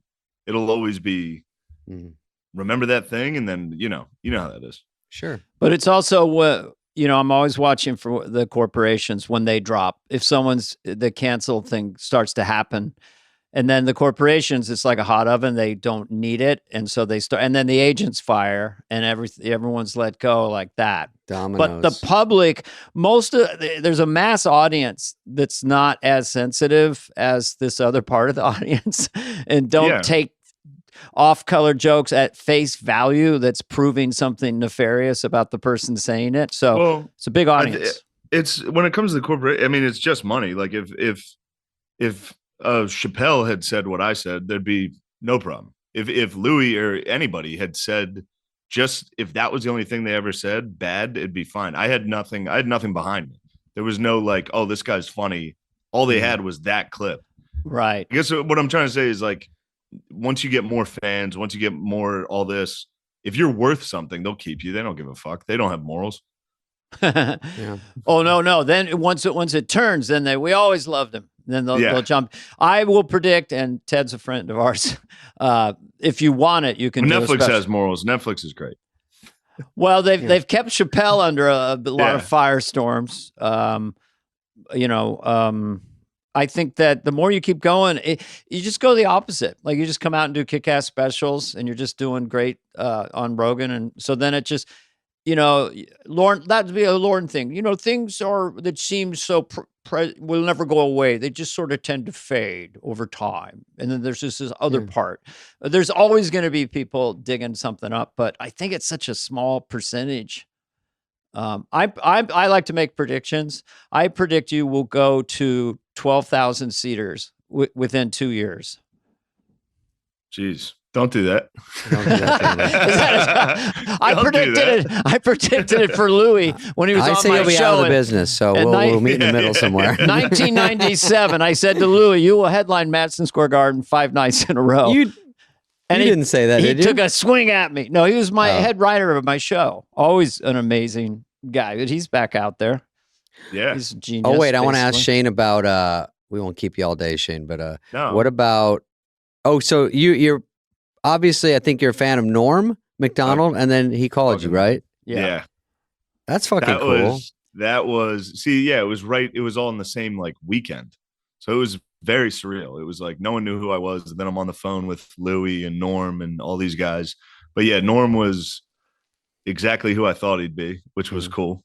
He just, I didn't even get a word in. He just kind of ran. I remember I was walking around in my backyard.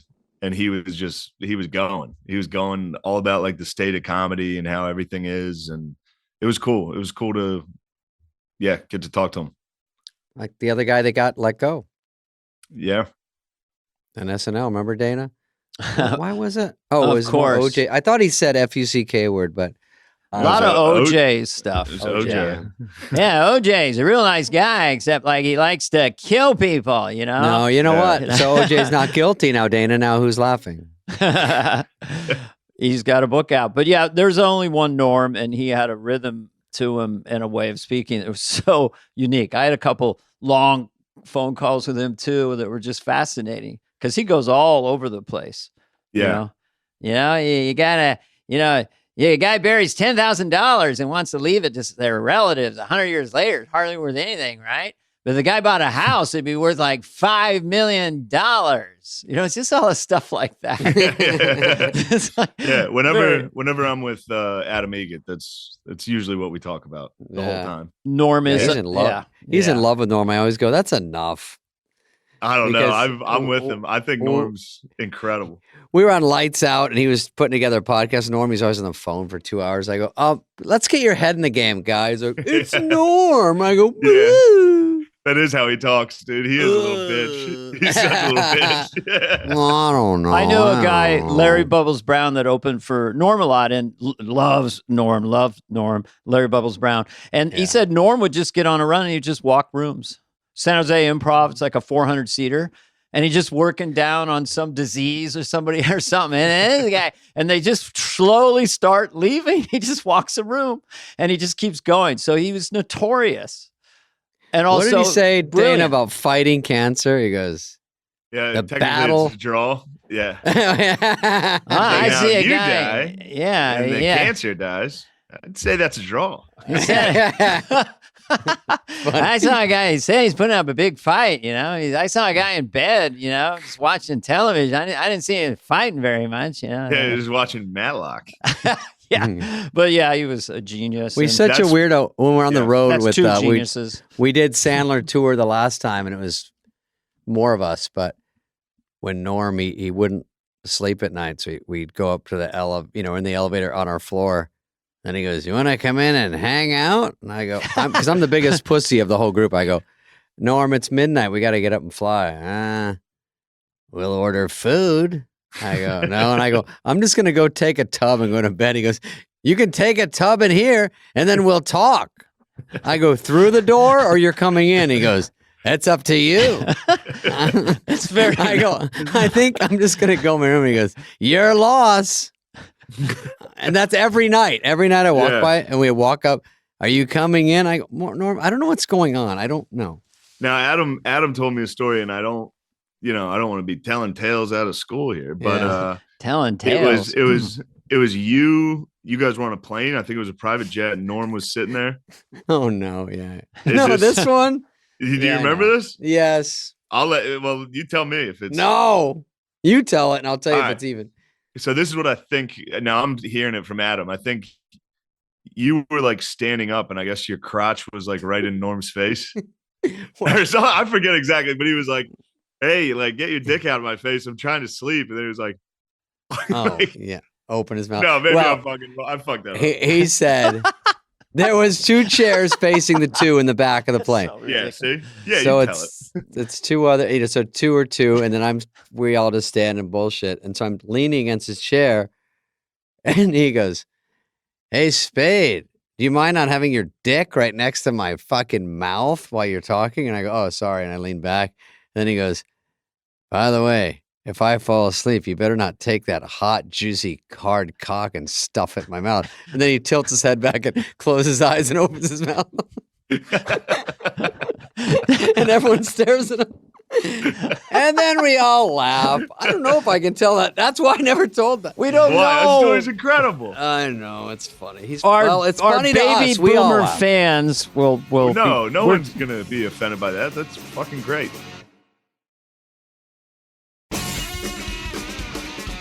Did Norm, when he got into bed at night, did he just giggle for an hour of all the things he said to people all day? Yeah, every guy Spade on the plane there. Yeah, oh, my mouth. He's been his cock, you know. He must have just, because It is funny. he would he was a kind of he would be a rabble-rouse. I don't know what you would call him, almost a flim-flam man. He would just play with you, but I would just start doing an impression back to him, you know. Hey, just you knew he was just sort of fucking with you in such a funny way all the time. So funny. So that's a good influence. Yeah, For it's Shane. good to have. Yeah, you like Patrice O'Neill, you like Chappelle, you like. I'm looking at your list. It's all good people. Bernie Bill Burr. Mac, dude. I've been Yeah, on a real Bernie Mac. Bernie Mac kick. Oh yeah. The Kings going- of yeah. the one where His set, yeah. it was Bernie. Who else? But yeah, Oh, the Kings of Comedy, or is that what it was? The Kings of Comedy was DL, Cedric, Bernie Mac, and what's his name? Harvey. But yeah, yes. It was. yeah. And it was so powerhouse that you're like, did Bernie follow Harvey or vice versa? No, Bernie went last. Okay, I so he believe. followed a lot Yeah. of he followed a lot of killing. crazy over the top killing, and then he brought it up to another And level. he just he does the milk and cookies bit on that, and I think that's one of the best. It's one of the greatest stand-up bits of all time. Yeah, and just his He phrase. calls it kindergarten. A 6-year-old a 6-year-old here homosexual. Yeah, what a voice! I mean, what a voice! Just a It's like, quit crying, do some push-ups. I like your first joke. I think Extraordinary. on your special, Shane, you start out with like a cold opening of what's the who came up with the age of consent in the old days. Yeah. And the guy goes, "I'm from Delaware. I say 12." And then everyone goes, "Whoa!" And you go, "Hey, I don't want to go first. Like, what do you think? 12 higher?" And then you sort of fade out. Then you go into people coming into the club. That's a good opening. I like that. Well, That was good. this is a lot of this is. I mean, all this is McKeever, John McKeever. He's the guy who I do the sketches with. He really directed and set this whole thing up on how to do this. And that joke was it was quick and it was kind of out of place in the special. Mhm. Perfect So place. he to was put just it. like, here, what if we just directly open It with just this? shows what it's Especially- going to be like, you know. Yeah, Like, especially if on you like- YouTube. Yeah. If you don't, you're like, if you don't like this one, you're not going to like the rest. Yeah, yeah. So But might as well start here. It's so-called inappropriate, but then you're quoting a founding father or something, or so it's like smart and like because they had to come up with an age of consent, I guess, or whatever they're trying to figure out. No, I mean that also didn't happen until like the 90s. Like that just happened. Oh, okay. Well, then it was 0 back then. That was even worse. There Oh, was- no There was rules. no rules. You could marry your 12-year-old cousin in those days, like All right. Well, Abraham Dana, Lincoln did. anything else for this young man? I had a good time talking to him. Just what's your headspace these days? Like when we get off the Zoom, were you feeling good? You're going to go out for ice cream with your girlfriend, or what? Where are you? No, I gotta get in a car and drive across the George Washington Bridge.